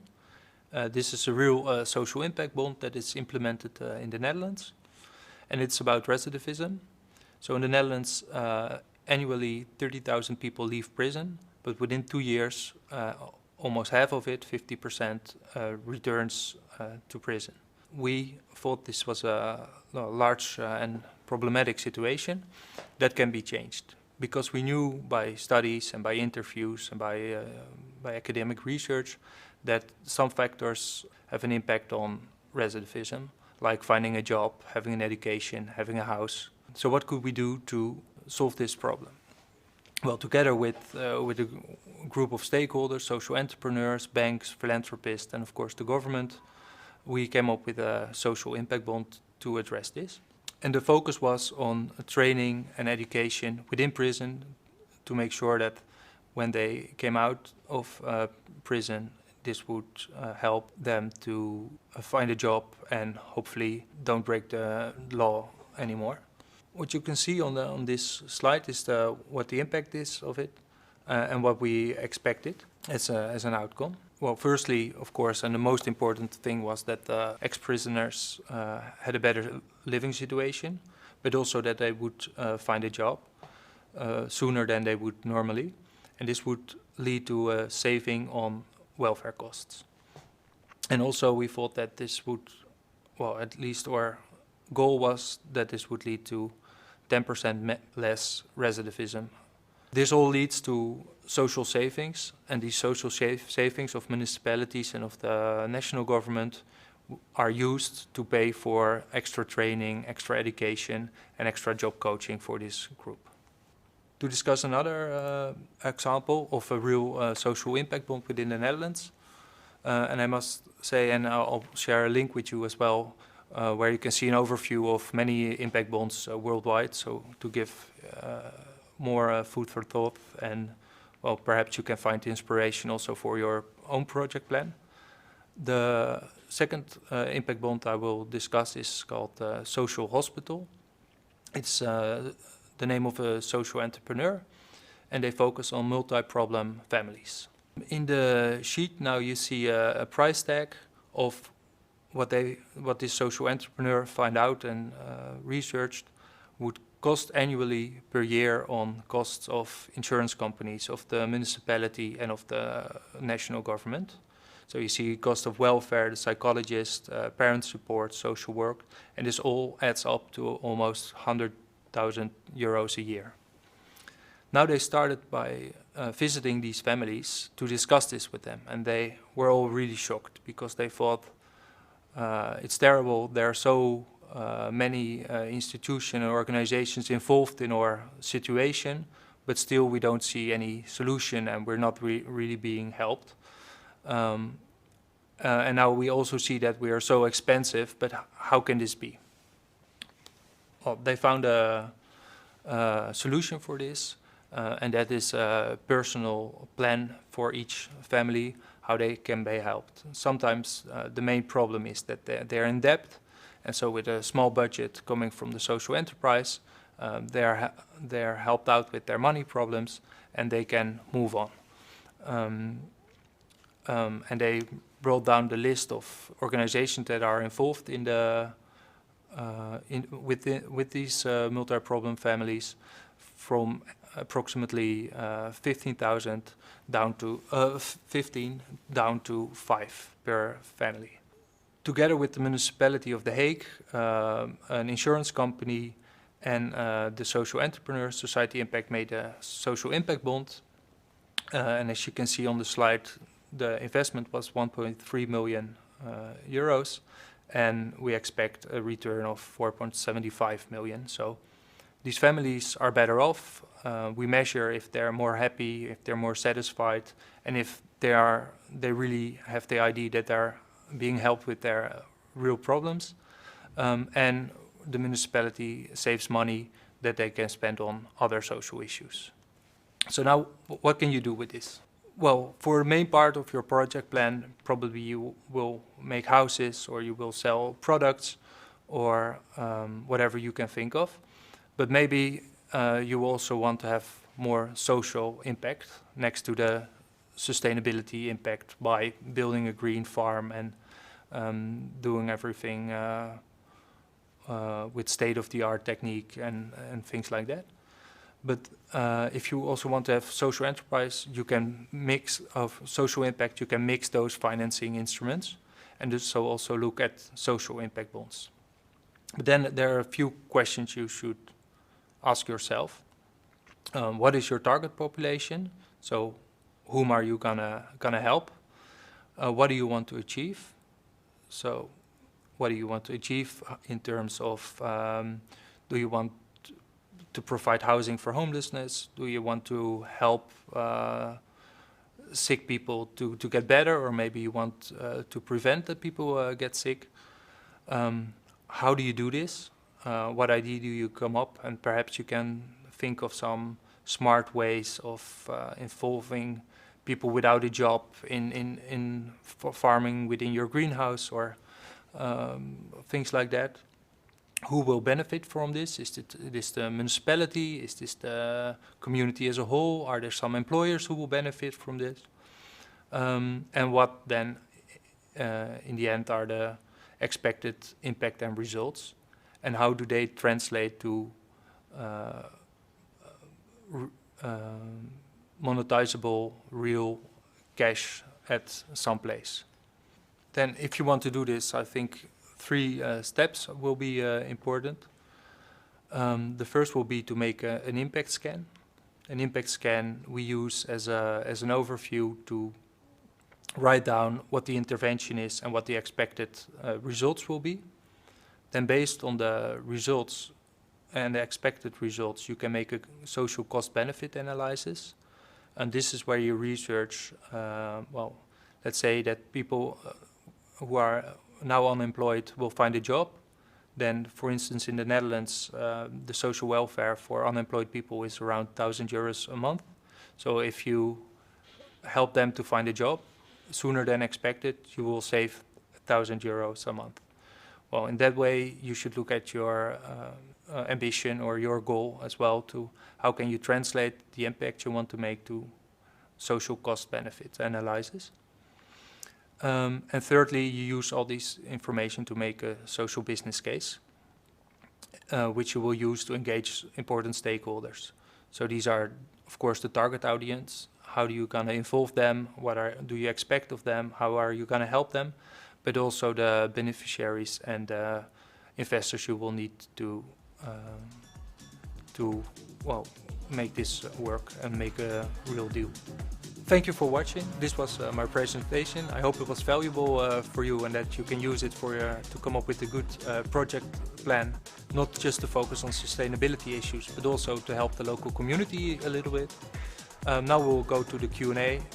If you have any other questions that will not be addressed, I will send some links to websites, and also you can write me an email. Thank you for watching.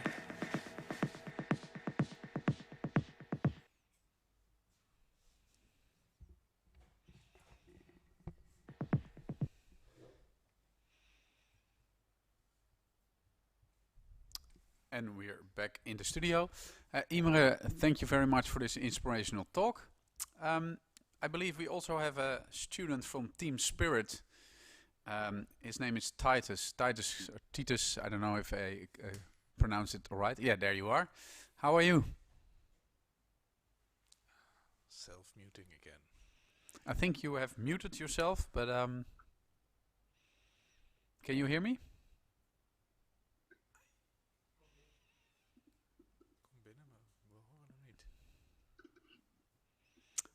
I can, Stefan and I cannot hear you at this moment.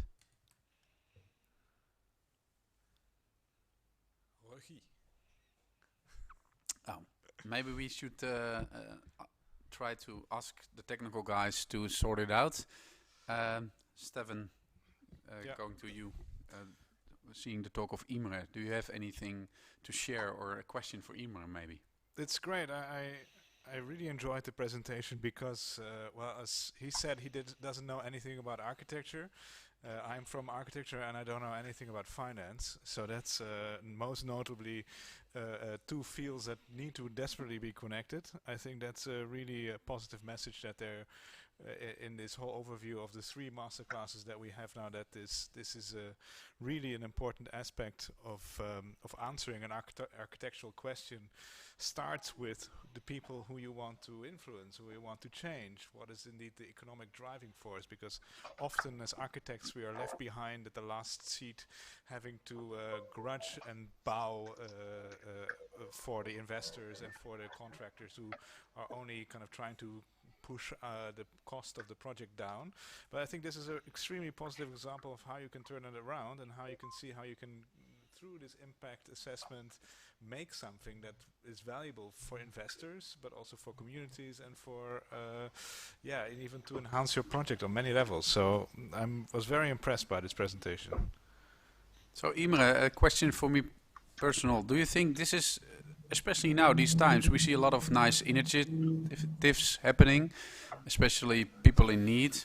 Is it because of the whole corona crisis, do you think this will help your cause? Yes, it could, because actually when we started it was just after the financial crisis, when the budgets were low and even the philanthropists were short on money. And well, we don't know what will happen, of course, but I can imagine that there's less money available for social initiatives. But as I tried to explain, we see that many social initiatives lead to savings and positive impact. So perhaps this could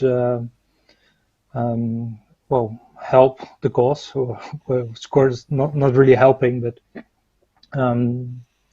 it could be of use to think of using social impact bonds. So let's try to connect with Titus again from Team Spirit. I don't know if we can see him and can hear him now. We give the technical guys Titus, I can see you. Can you hear me? We can see you. You can hear us, but we cannot hear you. Oh, I can hear you, Titus. Oh. Imre can hear you, so maybe you can ask the question and then Imre can repeat it, so for the rest of the audience. Yeah.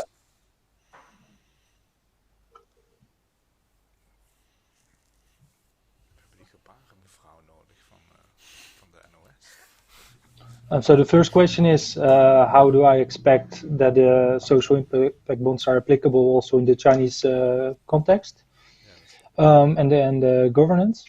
I find that really hard to answer. So probably that will be one of your first challenges to find out. Social impact bonds work differently in different countries and in different societies. So how this is how this can work out in China, I find hard to say. What I do know though is that even apart from the government, you could look at donors. So this is happening, for instance, in Africa, where also it's not the government who is responsible for many social issues, but then they find larger donors and philanthropists who are willing to pay for the results. Great, thank you. Now we can hear you. Perfect. Then I will just continue, I think, with my second question. Is there a method to take into account the possible side effects or even unforeseen negative social effects within the social impact bonds? That's a very good question. So what we usually try to do is start with a pilot and then take in account, also the possible negative impact. And also, we often think of, what to do if this doesn't work out as planned.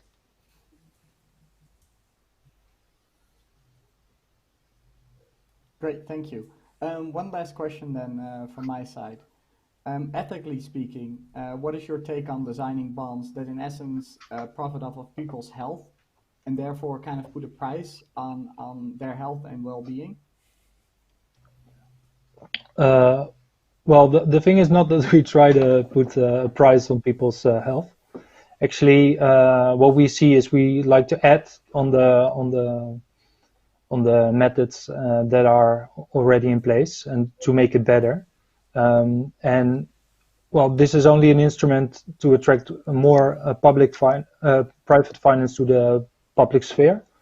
And if this wasn't necessary, we would always choose money funded by the government or by any other over using a social impact bond. So if the money is there and the help can be for the people in place, then we would always choose that.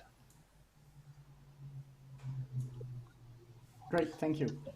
All right, Team Spirit and Titus, good luck on your challenge in the coming months and weeks, and thank you very much for your contribution. We also have a question for Imre from Ivy team. I don't know if it's particular on your subject, but I'm gonna ask the questions anyway.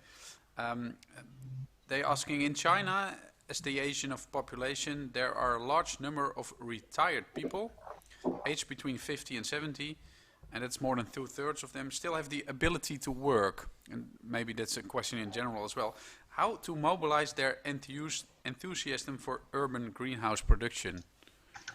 Or maybe with the help of these social impact bonds? No. Well, yeah, that's a good question. But what I can imagine is that if they're 50 plus, that they're still healthy. So maybe if it's more an open garden or open farming, which is accessible to people and the communities living there, it could be a fun way to jointly take care of the seedlings, but also maybe to cook or to do something else. I don't know if that's an answer to your question, but that's what I would think. And Stefan, you visiting China a lot. Do you think that the idea behind these social impact bonds are maybe more challenging in a country like China, or do you see some countries are maybe approaching this more than others? I definitely think that there's a context to realize. I think the idea of mobilizing the pension aged people in China is extremely interesting. I think there is a lot of vigor to work and to continue after your working life. So I do see potential for that. I think some of the examples we see are slightly Dutch in that sense, that it reflects a lot of also how society is organized here and the trust relationships that exist. I think maybe that's a bit different also vis-a-vis how the state operates in between in China. So I wouldn't exclude it, but I think it needs some tailoring to the context. But in general, yeah, I think it's there is benefit, there is profit, there is eagerness, energy to undertake these type of projects. I think it needs daring local embedding to work. That's both for social impact and also for architects the key to any success. Imre, do you have any examples of international projects that work with these social impact bonds? Yeah, there are some, or there are over 130 social impact bonds worldwide. Most are indeed in Europe and the US, but to name one, there's also one that's focused on education of Bedouin people. So then it's about education or access to education. I believe there's one like that also for girls in India. So there are some examples abroad as well, or outside Europe and the US. All right. Well, then I would like to conclude it here with for this masterclass, and thank you very much, Imre. Good luck with your organization, and stay safe. Thank you very much. I go to my table lord for the final conclusion. I want to thank you for your contributions. Do you have some general thought about the 3 masterclasses? Well, I think we can conclude that we had 3 fascinating insights, also for the architectural teams, of all the things that are around it, the context, the things that shape your project beyond the physical object. So I think that's extremely valuable lessons in it that you're lucky enough as students to absorb, and then later in your career you will have something to reflect upon. I think I'm very sincere in that. All right. Well, thank you again for joining me at this table, and You're welcome. Maybe next time. Yes, thank you. And then I go to my other guest, who has just arrived, and well, not just arrived, but sitting next to me, Marta Ergers, one of the project coordinator student challenging at Wageningen University and Research. And also remote, we have Rio Pals. She had a little bit cough in her throat, so she's staying safe at home. Yeah, first question for you, Marta. How is the challenge going so far? I mean, these are really strange times. You've never experienced anything like this. Was there ever a moment that you thought maybe we should call it quits and stop, or were you always determined to keep on with the Urban Greenhouse Challenge? Well, I think this challenge is a great adventure. I had a lot of moments when I was kind of, well, overwhelmed.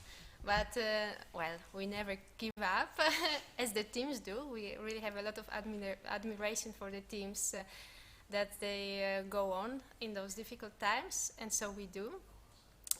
Reflecting back on the challenge, we started with the preparations already in September 2019, and actually we had a really big difficulty with finding the challenge location in China, because China is a big country, so it was kind of a wild goose chase to find the perfect location. And we had really a lot of luck to come in contact with Country Garden Agriculture, who had a perfect location for us in Dongguan. Well, so that was then solved, but then again collecting data about that site from within from the Netherlands, that's another big challenge. And we had really a lot of help from Shuang, Eric and Woyang from Country Garden Agriculture, so hereby I would like to thank them a lot for their contribution. Well, in October 2019, we kicked off the challenge. We were really surprised with the enthusiasm of the teams. 53 teams from all over the world joined the challenge. And 3 months later was already the first selection moment. And Stefan was one of the participants of the selection committee. And we were very positively surprised by the quality of work of all the teams, and big kudos to all the members of the selection committee for deciding on top 20 teams to go. And then it was January, and the headlines in the news about the outbreak of coronavirus in China. And at that moment we were already very well advanced in preparations for the site visit to the site of the to the location of the challenge, and then we had a number of emergency meetings to actually decide what we do. Back then we decided let's move it to the Amsterdam. Back then the Netherlands seemed like a safe option, and we were already almost done with the preparations for the site visit in Amsterdam when we heard, okay, we also cannot go with that plan. So now we are meeting here online. And actually, well. So how was the spirit of the students? Are they still in good? Are they still in good spirit? Are they still continuing with their challenge? Yes. So a couple of days ago we had speed dates, and we were really positively surprised. So all the teams showed up for the speed dates.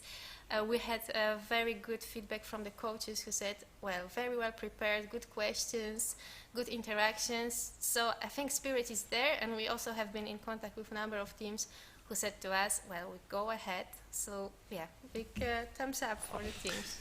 Good to hear, good to hear. We also have Rio Pauls, remote. Rio, can you hear us? I can hear you. Can you hear me? Yeah, we can hear you. How is it going? Okay. You're a little bit feeling a little bit ill, or is it okay? Well, no, a bit a sore throat, but nothing more than that. But I don't want to risk infecting you there, so I'd rather stay home and do it from here. Better safe than sorry. So exactly. What are your expectations of the challenge? Well, what we're expecting is that the out-of-the-box concepts and all the innovations in technology and social aspects in the business models that will come out of this challenge will contribute to a more sustainable and healthy and fair food system.